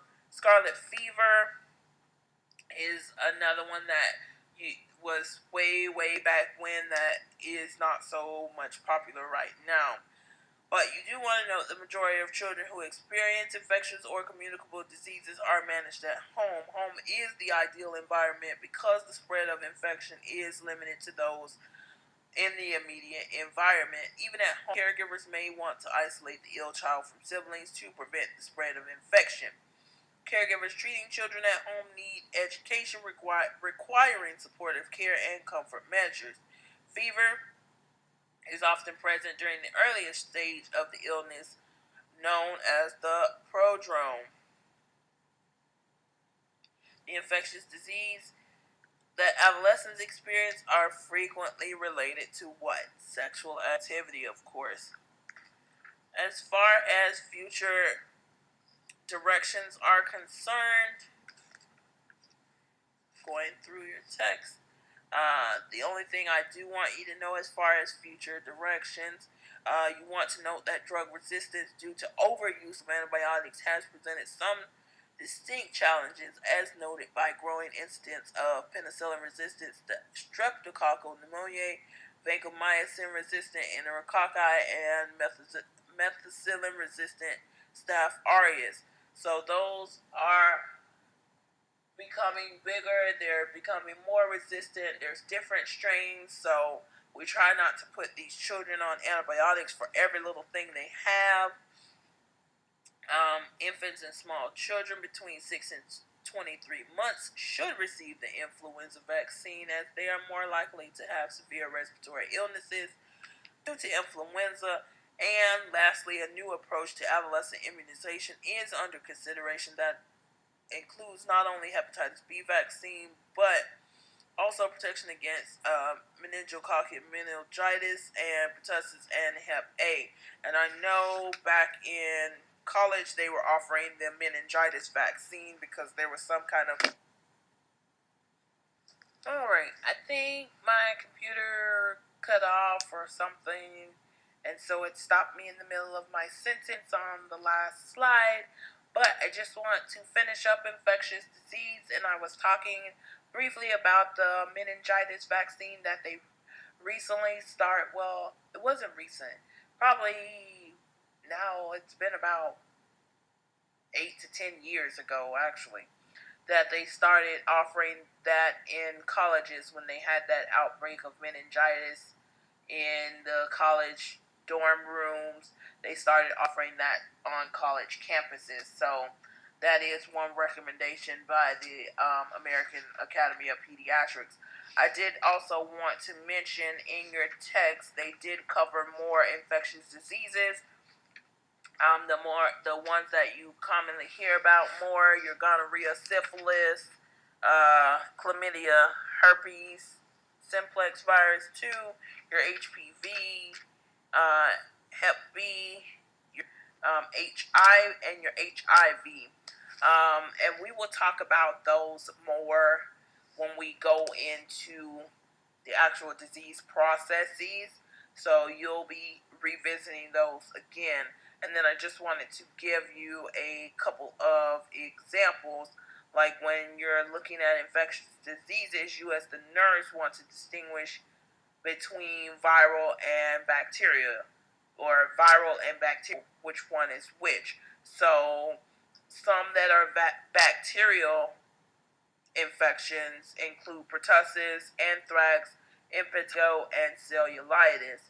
Those are bacterial versus some of your viral ones that you will see. When looking at the stages of infectious disease, they are as follows, and this is in order. You'll have the incubation period first, then it'll move to the prodromal period, then you'll have your period of illness, and then you'll have the convalescent period. So those are the 4 stages of infectious disease in order from first to last. And then when you are teaching about childhood infectious disease, you want to educate the parents, especially about Lyme disease and Rocky Mountain spotted fever, which is found in your text, by the way. These are 2 that are caused by a tick. So for those that like to go camping all the time, you want to make sure you're educating the parents about these 2 in particular. Lyme disease and Rocky Mountain spotted fever are caused by a tick. And with that said, that will conclude chapter 15, which talks about infectious diseases. Now we will move on to the last chapter, and here we go. Alright, welcome to the last chapter that we're going to do for this particular lecture, which is chapter 24. We're going to focus on respiratory alterations. Some of the respiratory alterations that we will focus on, you will need your ATI book, as I feel that they condense the material a little bit better for you to review. So when we get to those portions, I will tell you to grab your ATI book. But I do want you to review your A&P, which is found on page 792 in your text for the respiratory system. And looking at the child with respiratory difficulty, we'll first want to assess their color. The child that has respiratory problems may be pale or have cyanosis due to decreased oxygenation. As far as the respiratory effort, the child's breathing will be observed. If they have difficulty breathing, you may note retractions or even nasal flaring in infant. As far as your vital signs, you want to observe the actual respiratory rate. A child with respiratory problems will exhibit tachypnea. Tachycardia will occur in response to the decreased oxygenation, increased metabolic demand, infection or fever, and hyperthermia can indicate infection. You also want to auscultate the lung sounds. You want to see if there's good flow. If you hear any wheezing, crackles, or ronchi, are there sounds heard on inspiration or expiration? Are they symmetrical or asymmetrical? Those are things that you will want to note when you're looking at the child with respiratory difficulties. You do want to look at the nursing alert in your text on page 793, which is signs of impending respiratory failure, restlessness or anxiety, altered level of consciousness, tachypnea, tachycardia, diaphoresis, use of accessory muscles, which are the back, neck, and abdomen, and retractions are signs of impending respiratory failure. So those are all things you will also look for in your child when you're assessing that respiratory pattern. And this can be done on assessment when you are assessing the respiratory portion. And you will notice this even just walking into the room. So some of these things, like I said, you will group together with your physical assessment, but we will break them down further as far as your alterations, disorders, and chronic conditions. When we first want to look at the common acute respiratory alterations, then we'll look at some of the chronic ones, and then we'll look at some other alterations that may occur with your respiratory pattern. First, we want to look at nasopharyngitis, which is the common cold. It's also known as rhinosinusitis, and it is frequently occurring pediatric respiratory alteration. This is caused by an infectious agent. The respiratory condition is most prevalent in children in daycare and school, where children are in very close contact. And like before I said, they're not really washing their hands. And when you are looking at the common cold, you want to make sure the parents know that a child that has a cold and they have a cough, they do not want to suppress that cough. I know the child may be irritated, but the cough is actually helpful. It is not hindering the child anyway. It may be irritating, but it will help. So you do not want to suppress that. You do want to let the parents know that. As far as the incidence and etiology, it is almost always caused by a microorganism, with rhinovirus being the most common. Colds usually occur in the fall and winter months because they survive best in non-human air. Children have more upper respiratory illnesses than any other infection. Adults average about 2 to 4 colds each year. You want to review your pathophys, and then we'll look at the clinical manifestations. Usually these include nasal stuffiness, rhinitis, sneezing, nasal discharge, coughing, sore throat, fever, irritability, malaise, headache, and muscle aches. Infants may be unable to eat well, and children may have poor appetites. Any child is also at risk for vomiting and diarrhea. When we're diagnosing this is based mainly on the client history and, of course, a physical exam. There is no treatment for the common cold. Management is usually supportive. Non-aspirin analgesics and antipyretics may be given to reduce the fever and relieve discomfort. Saline nasal drops may be instilled every 3 to 4 hours, especially for your infants, before feeding to relieve nasal congestion. The use of over-the-counter cough and cold medicines in young children is not recommended. As far as the nursing management, specifically, the nurse needs to know how well the individual has been drinking and eating. If the child has had a fever or a cough, it is important to note that the amount of color of any nasal secretions and the degree of discomfort the child may have had. When we're planning and implementing children with viral nasopharyngitis, are usually managed at home. This is not something that they need to be in an acute care setting for. Preventing the spread of common cold is also important. Facial tissue should be used when the child sneezes or wiping away nasal secretions. Soiled tissues need to be discarded promptly to minimize the spread of organisms to others in the home.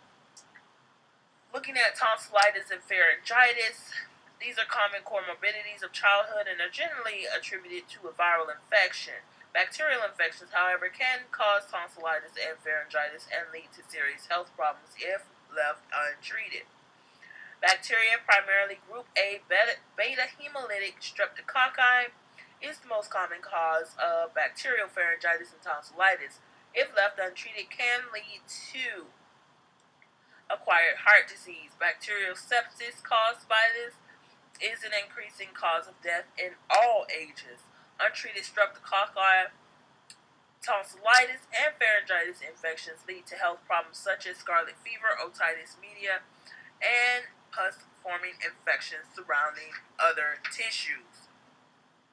When we look at the when we look at the clinical manifestations of tonsillitis and pharyngitis, these typically include a sore throat, and I want to say a very, very sore throat because I was a witness. Difficulty swallowing, you can hardly swallow at all, and of course a fever. Nasal congestion that accompanies upper respiratory infections leads to mouth breathing and causes drying of the mucous membranes. This dryness further aggravates the pain associated with tonsillitis and, of course, the pharyngitis. Diagnosis is based primarily on the child's symptoms and visual inspection of the throat. Throat cultures and a rapid stress test are usually done, and these will determine the etiological agents. For treatment, if the virus is suspected cause of infection, the child is managed with supportive care. Warm saline gargles may be used to soothe the inflamed mucous membranes. Non-aspirin analgesics and antipyretics may be used to reduce pain and fever. If a bacterial source is then identified as the etiologic agent, the child needs to be treated with an antibiotic such as penicillin or amoxicillin. If penicillin if they are allergic to penicillin, the next drug of choice would be erythromycin. A tonsillectomy, a tonsillectomy with or without an adenoidectomy may be indicated for recurrent streptococcal tonsillitis or when hypertrophied tonsils interfere with eating or breathing. Tonsillectomies are performed on children over the age of 3 since excessive blood loss is more apt to occur in younger children. Nursing care following a tonsillectomy is centered on supportive care and ensuring client safety. Postoperatively, the child is positioned on the side to facilitate draining of the secretions. Once they are fully awake, they may be able to sit up and drink fluids. The nurse reminds the child not to cough often or blow in the nose or try not to sneeze, as this can disrupt the operative clot and cause bleeding. Secretions and emesis are examined for any sign of fresh blood. You do want to note that they are that if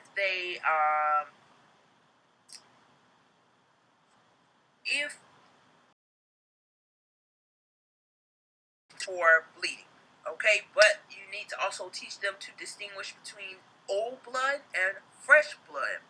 So they should know that it is normal for the child to maybe spit up dark old blood, but if they are vomiting up fresh blood, this is the bright red blood, then they should call the clinic. They should also note if the child starts bleeding between the 5th and 7th day post-operatively, they should also call the clinic or the surgeon's office or the ambulatory care office or wherever they had the surgery. They should call them. So those are two important things that you should note for that. The family should be taught, like I said, between the fresh and the old blood. Old blood is dark brown in color or dark red. It is common in the nose, mouth, and emesis. Like I said, bright red or fresh blood suggests active bleeding and warrants further investigation. So they do need to call if this occurs. Although postoperative hemorrhage is uncommon, the healthcare provider is contacted if this is suspected. Red and brown liquids should be avoided as they interfere with the assessment of bleeding. Straws are also contraindicated because of the suction that they require. Healthcare providers need to remember that children who are under medicated are less likely to want to drink and eat An ice collar may be provided for some pain relief. When fully alert, the child may be offered crushed ice chips or sips of water. Citrus juices are also avoided since they cause discomfort at the operative site. So, another family teaching point that you want to make sure you let them know is that a membrane forms over the operative site during the first few hours after surgery begins to pull apart around 4 to 10 days. During this time, the surgical site may hemorrhage.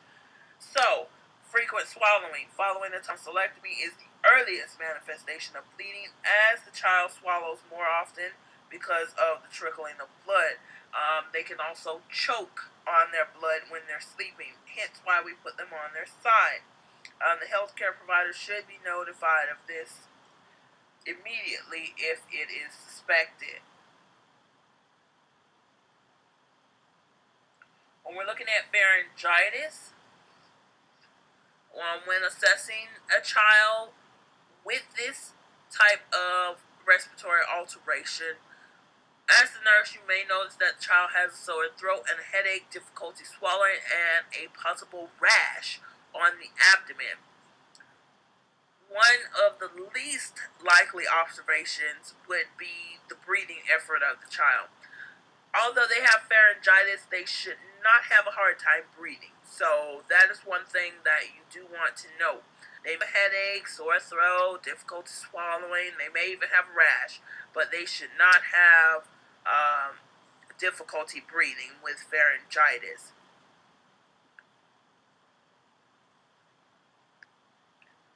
Another thing that you want to know is one of the first indicators of airway obstruction in young children, tachypnea. This is the first thing you're going to notice. A lot of people think it may be cyanosis or tachycardia. The first thing is going to be tachypnea. They're going to be trying to struggle to breathe. So they're going to start breathing fast in order to try to compensate. So that is one of the first things that you will notice. Alright, moving right along, otitis media. We have acute otitis media, also known as AOM. This is the most common bacterial illness in children for which antibiotics are prescribed. Children under the age of 3 years are especially vulnerable to otitis media as they have eustachian tubes that are wider, shorter, and straighter than those of older children and adults. The primary symptoms for acute otitis media are pain, fever, irritability, and symptoms of an upper respiratory illness. Children with developed verbal skills can readily express their pain through oral communication. Nonverbal and preverbal children may express pain by tugging or pulling at their ears, but this is an unreliable manifestation of otitis media. All of the above symptoms except the ear pain are nonspecific and can be a part of any respiratory infection, making the diagnosis of acute otitis media difficult without clear physical findings. If otitis media creates a conductive hearing impairment, the child may become inattentive to voices and other noises. Diagnosis is based on 3 criteria: rapid onset of illness, presence of fluid, which is effusion, and signs and symptoms of inflammation in the middle ear. The absence of any of these criteria makes a clear diagnosis very difficult. When we look at treatment, the first option of treatment for an uncomplicated acute otitis media is low risk population is a watchful waiting approach, observing for spontaneous resolution of symptoms without antibiotics. Because again, we do not want to give these kids antibiotics over and over and over again for these things that will eventually go away, or that we will look for them to go away, because we do not want all of these resistances to all of these antibiotics. That is the main thing.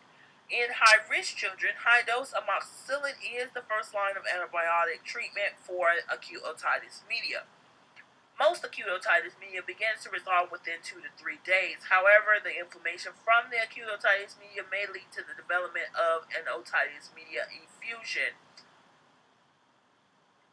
The primary complication of otitis media is conductive hearing loss and related speech problems. Less common complications include abscess formation in the tissues adjacent to the middle ear, meningitis, and septicemia. Follow-up visits for children with acute otitis media are scheduled 2 to 4 weeks post-treatment to evaluate the effectiveness of the antibiotic treatment and to determine if further treatment or testing is necessary.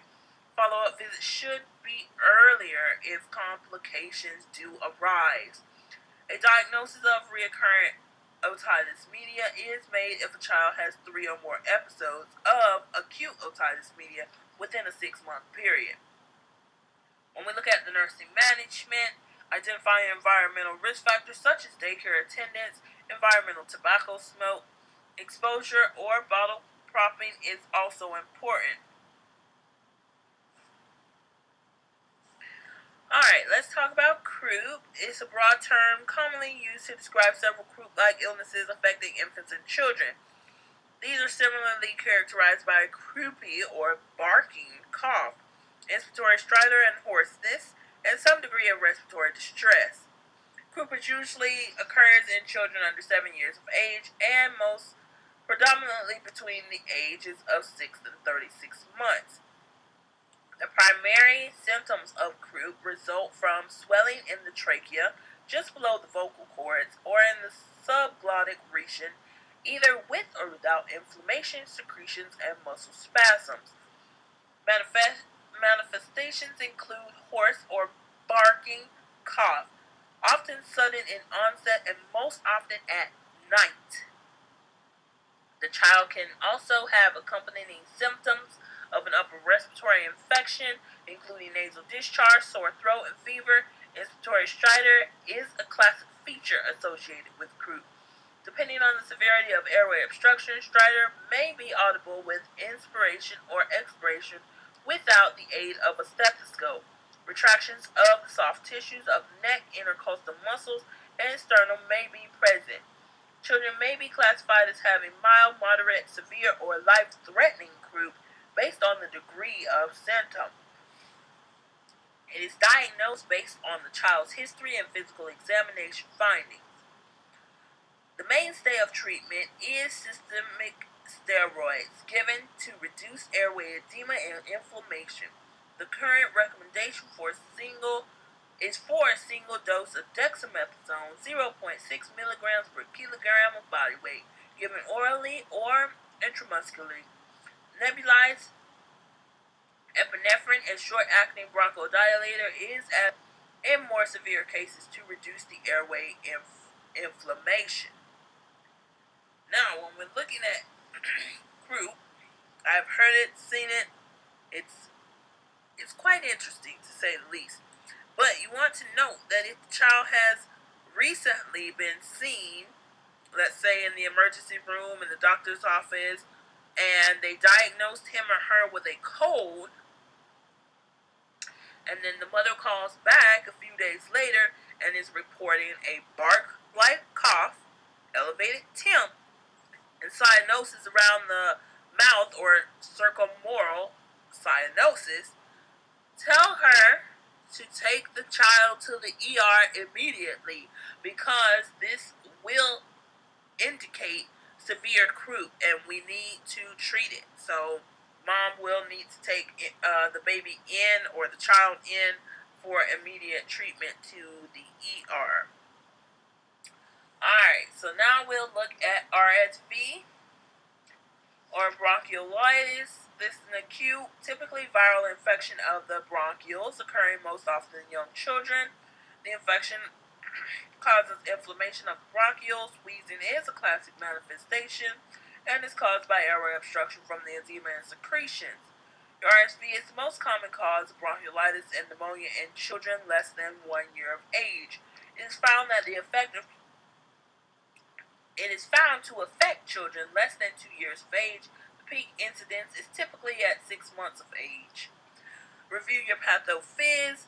Looking at the clinical manifestations, initially, children with bronchiolitis exhibit symptoms of acute upper respiratory illnesses such as rhinorrhea, sneezing, decreased appetite, low-grade fever, and coughing. After several days, the symptoms do worsen. Characteristic wheezing and tachypnea become apparent.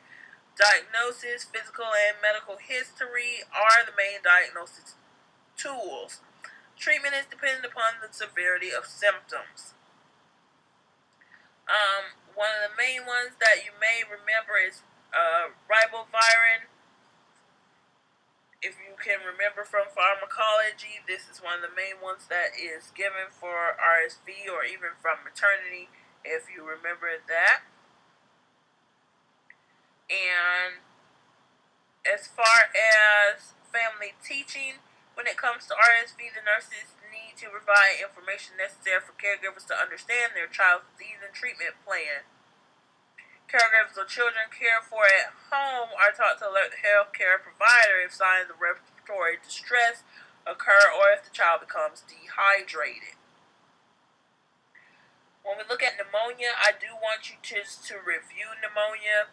I'm sure all of you know what it is, so I'm not going to go through it, but the only thing I do want to point out is that the most pneumonia in children occur as community-acquired pneumonia.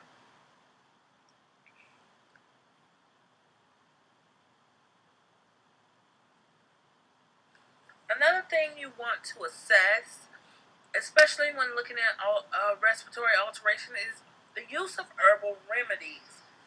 Now, I know I talked briefly about asking about supplements and vitamins when you're assessing your child. You want to make sure, as the healthcare professional, you need to incorporate questions about the use of herbal remedies in their history taking. This is important because some of these remedies are not considered safe, and others may have adverse reactions with prescribed medications. In your text on page 807, there's a few there that gives you examples of what it's used for, but you need to know that it may be contraindicated with some of the medications that the child may be on. So parents need to know this because oftentimes they think that herbal remedies or vitamins or supplements are not a part of the medications and that they are absolutely harmless when indeed they can be very harmful to the child. Alright, so looking at sinusitis, acute sinusitis is an infection, it's an inflammation of the sinuses due to bacterial cause. It is usually caused by an upper respiratory infection, like most of them, that causes inflammation in the nasal passages. The inflammation can cause trapping of bacteria. It is easy to confuse the common cold with sinusitis for patients and healthcare providers, so a good health history is extremely important. In rare cases, if left untreated, it can lead to an infection in the brain and other serious complications. Streptococcus pneumoniae and H. influenzae are bacterial agents associated with this. It is typically preceded by the rhinovirus or common cold episode with a runny nose and a cough. One of the most common symptoms is facial pain. It can occur over the forehead, jaw, near the eyes, or the ears. The classic manifestations of sinusitis is headache, facial pain, tenderness, and may be more easily identified in older children. Younger children more often have postnasal drip, malodorous breath, and periorbital swelling. Rhinorrhea which may range from clear to purulent. Cough, fever, fatigue, headache, and a mild sore throat are also common manifestations. Diagnosis is generally based on the child's medical history and a physical examination. Treatment, once it is diagnosed, includes antibiotics and pain reliever along with palliative measures.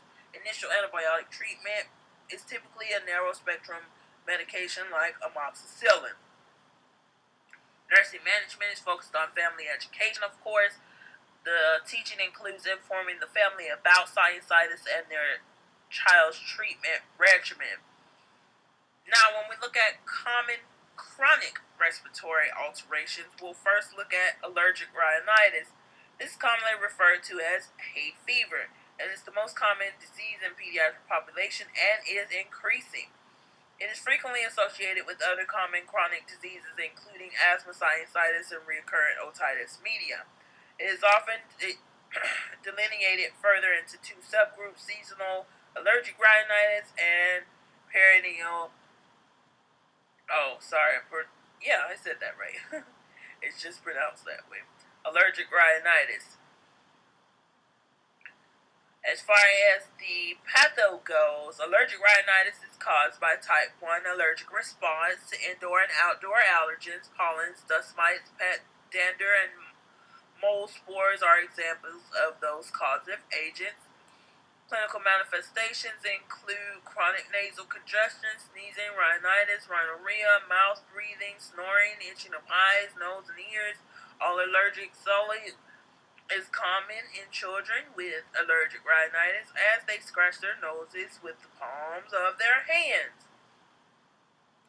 Diagnosis is a clinical diagnosis based on the symptoms obtained from the history and signs observed on physical examination.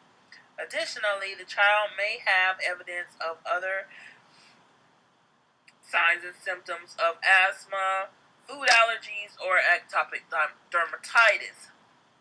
Management of allergic rhinitis begins with allergen avoidance. Reducing the exposure to environmental allergens can be aided by reducing dust mites in the home, with frequent cleaning of mattresses, linens, and floors, use of allergen-bearing pillowcases, mattress covers, controlling mold counts through dehumidifiers, using air conditioners, and keeping windows closed during peak pollen seasons. The first line of pharmacologic choices in the treatment of allergic rhinitis is intranasal steroids. When we're looking at nursing management, children with allergic rhinitis generally have a history of frequent chronic nasal drainage with accompanying sniffles, sneezing, and congestion. Nasal congestion may force the child to be a mouth breather.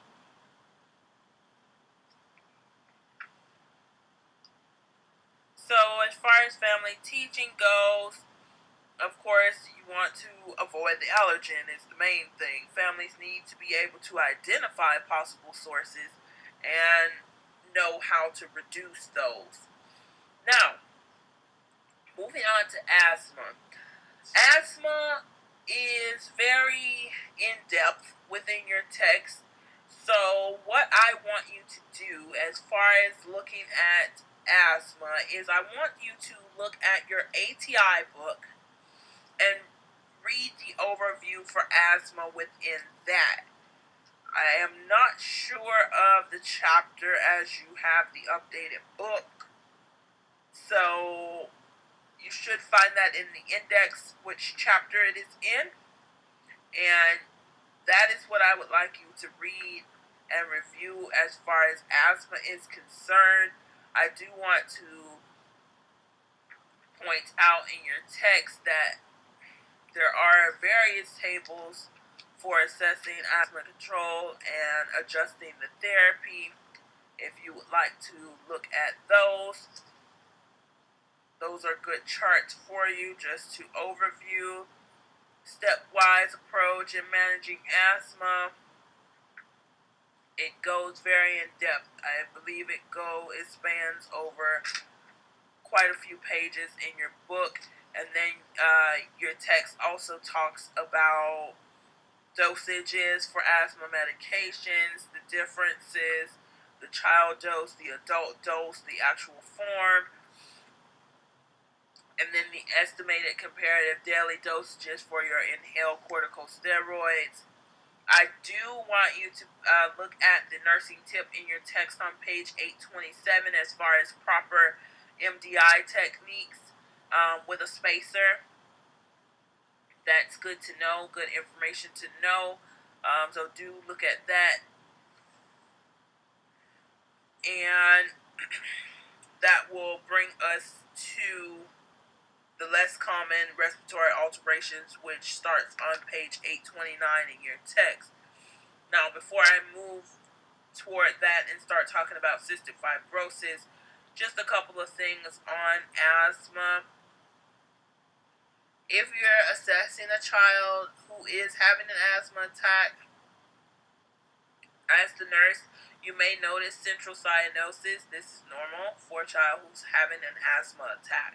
So do note that. So if you have to take off the shirt or unbutton the shirt of a child who is having an asthma attack, this is usually why let me take that back. If they are in an acute care setting, so if they're in the emergency room, we usually take them out of all their clothes anyway.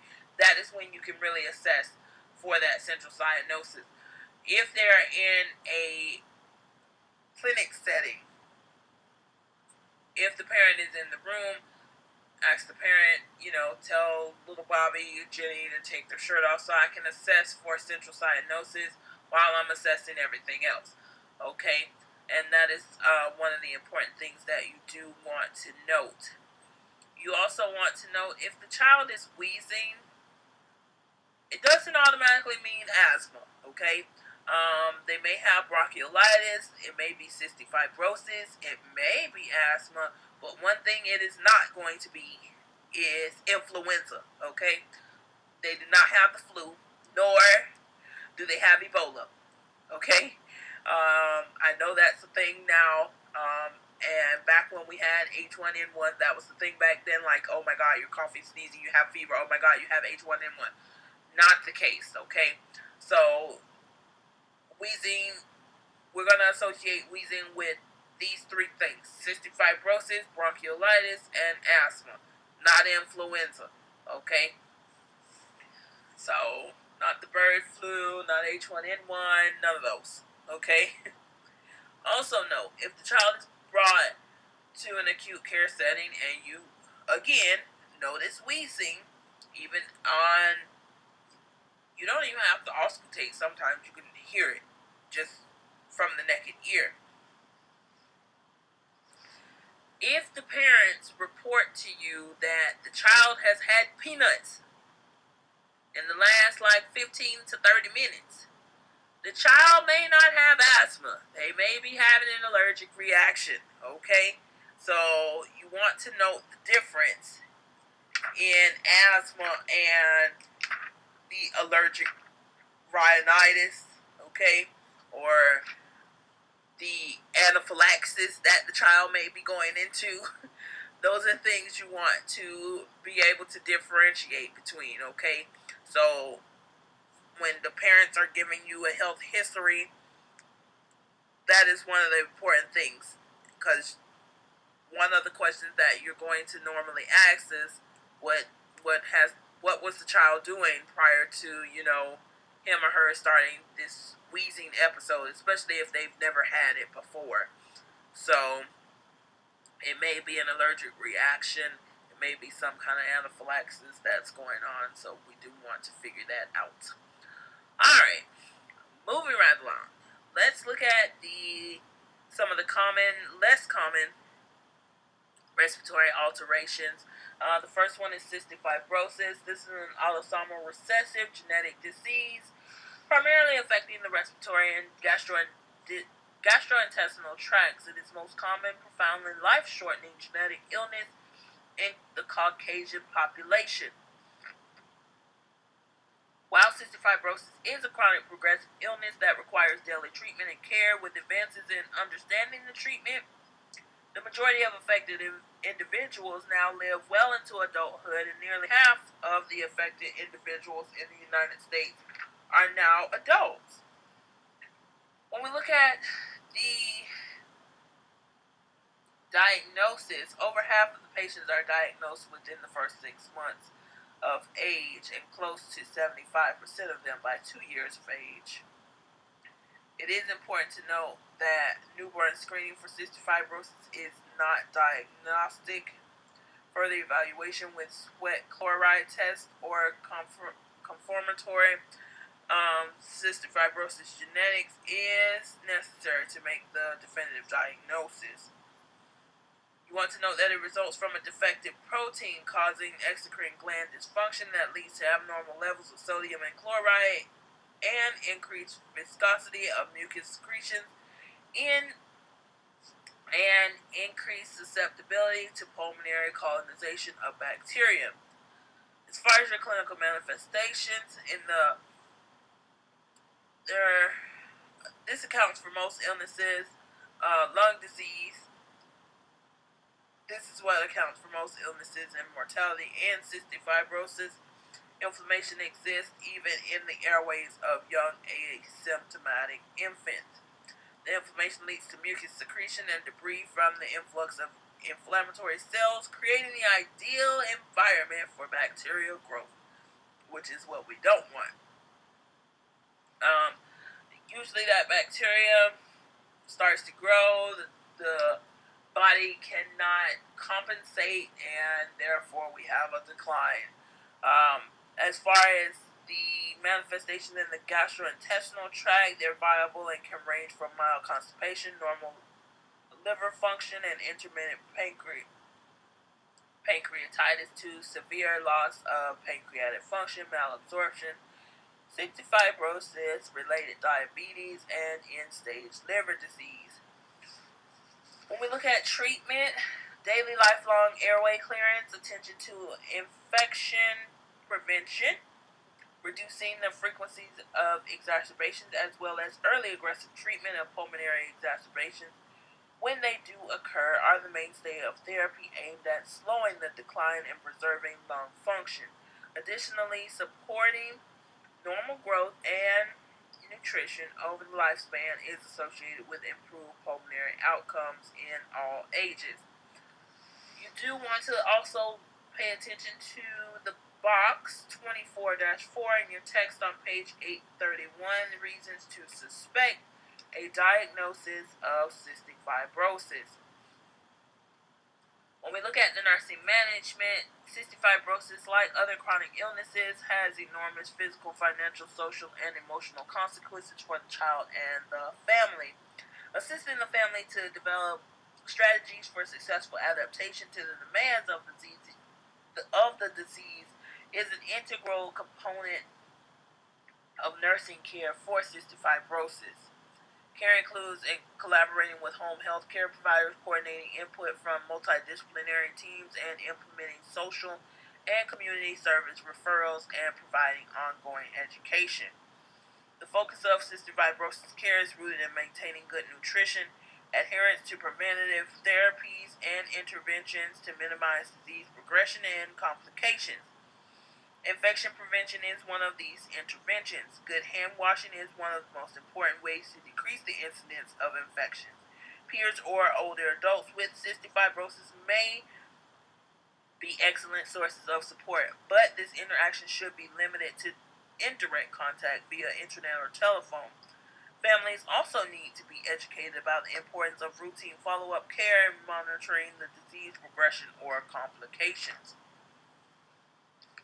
Next, respiratory stress syndrome. Premature infants born less than 36 weeks of gestation may develop this syndrome. This occurs because the lungs are, of course, premature and underdeveloped and lack enough surfactant to keep the alveoli open. At this age, there is also innate structural immaturity of the lungs. Without being able to get enough oxygen into their bodies, the premature infant develops dyspnea, hypoxia, hypercapnia, and cyanosis, and require immediate oxygenation administration, possibly ventilation use as well. RDS is the most common condition found in and managed in the neo ICUs. Infants with RDS have poor lung compliance. As a result, they generally require mechanical ventilation and supplemental oxygen.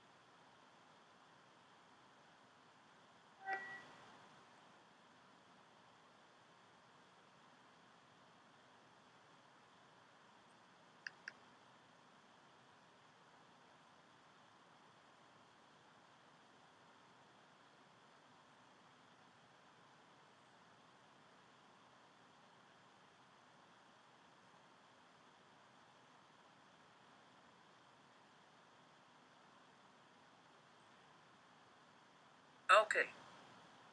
Not really sure what happened. I think we had a very okay. So we had a very very long pause. Sorry about that. Complete computer glitch again. Not sure what's going on here, but hopefully we have no more technical difficulties. So moving right along, I am not sure where it cut me off at, but we will move over to the clinical manifestations of RDS. Uh, Infants with this have varying degrees of respiratory distress depending on the severity of their illnesses. Uh, Signs and symptoms will include pulmonary edema or cor pulmonale. Crackles and wheezing are commonly audible with auscultation. Other common signs are increased work of breathing with retractions, shallow respirations, tachypnea of at least 60 breaths per minute. Fluid retention can also occur as a result of the infant's heart failure. Although oxygen administration is needed initially to keep the infant ventilated, too much oxygen can cause problems which should always be kept in mind. Oxygen toxicity from the long-term RDS treatments can lead to bronchopulmonary dysplasia. So we have one cascade of events happening and causing the other. So you do want to take note of that. Diagnosis is based on the infant's history, physical examination, lab results, and chest x-rays. The diagnosis is suspected when the infant is born prematurely and is exhibiting clinical symptoms noted above. Treatment prevention is the primary focus of medical management of RDS. If prevention is possible, they're trying to keep these babies in mommy till she's at least 38 weeks. That is the goal, but I know sometimes that does not occur. So that is the goal. So that's where they're talking about prevention. Perinatal steroids or prenatal steroids promote the maturation of the fetal lungs. Giving steroids to a mother before delivery, if the infant is going to be born between 24 and 34 weeks of gestation, has been shown to decrease the risk of mortality and morbidity associated with the RDS. The administration of exogenous surfactant lowers alveolar surface tension, allowing the alveoli to open more easily with inspiration and preventing collapse on expiration.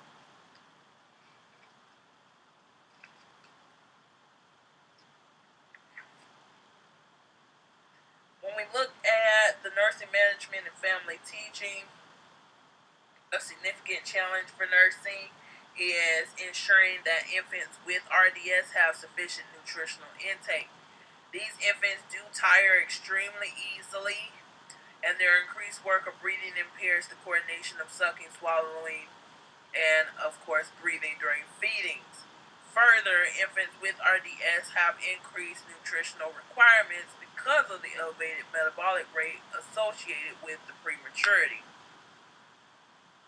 Infants with a history of RDS have an increased risk for developing respiratory infections and usually continue to have chronic respiratory problems throughout childhood. Infants with RDS are discharged with their families as soon as they are stable, meet weight requirements, and the family demonstrates its ability to actually care for the infant. Home care is clearly preferred for the infants because the caregiver-infant attachment and developmental health and cost containment benefits. When we look at TB, I just want you guys to review this information, as I'm sure it is all common knowledge, but you can review that section, and that will take us over to the additional respiratory alterations in which include foreign body aspiration and smoke inhalation.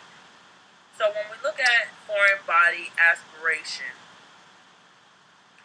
this in infants and young children is a common and life-threatening condition. It occurs most commonly in children under 3 years of age. The cough reflex generally protects the airway from foreign body obstruction. When objects do become lodged in the airway, they can cause partial or complete airway obstruction. Partial airway obstruction leads to atelectasis and air trapping beyond the point of the obstruction with subsequent respiratory distress. The majority of foreign body aspiration isn't to the right main bronchus, although less commonly the left main bronchus or trachea may be affected. Complete airway obstruction in the trachea results in hypoxia and eventually death. Clinical manifestations. Children with foreign body aspiration can have symptoms for hours to months prior to the actual diagnosis. Symptoms of foreign body aspiration are variable and can include cough, wheezing, fever, elevation of white blood cell count, or abnormalities on chest radiographs, and these symptoms can easily be contributed to an upper respiratory infection, asthma, or even pneumonia. The most reliable sign of foreign body aspiration are witness choking episodes, hyperinflation of one area of the lung, and unilateral wheezing or crackles. Children with complete obstructions are unable to cough, speak, or make vocalization. Cyanosis, loss of consciousness, and death will result if the obstruction is not relieved. Treatment. Suspected foreign body aspiration is, of course, a medical emergency. If the child is conscious, pink, and able to cough, observation and further evaluation is then indicated. If the child is not able to cough or make vocalization, loses consciousness, or turns cyanotic, the Heimlich maneuver should be implemented. Education is, of course, essential in the prevention of foreign body aspiration. Infants and young children learn about their environment through oral exploration. Make sure they cannot put things in their mouth. That's the number one thing. Caregivers need to understand these developmental factors and make necessary adjustments in their environment to protect their child from harm.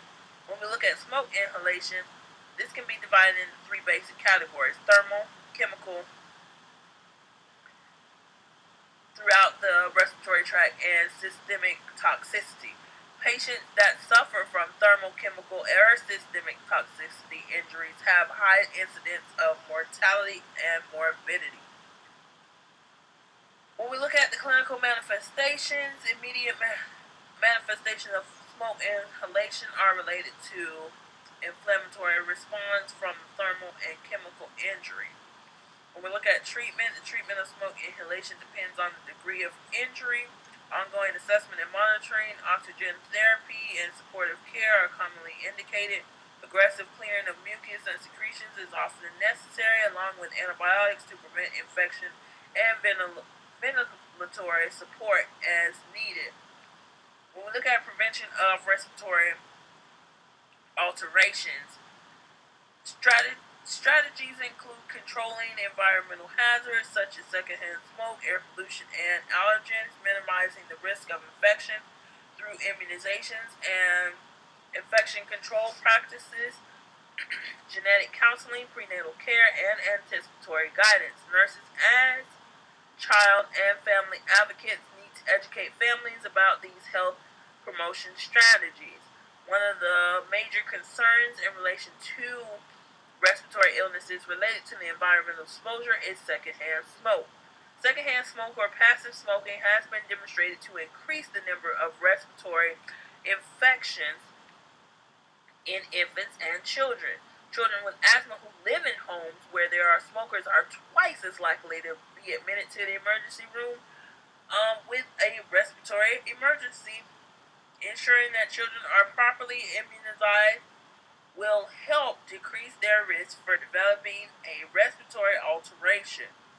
Several pediatric respiratory conditions such as pneumonia, pertussis, and diphtheria can be either prevented or minimized by or with appropriate immunization.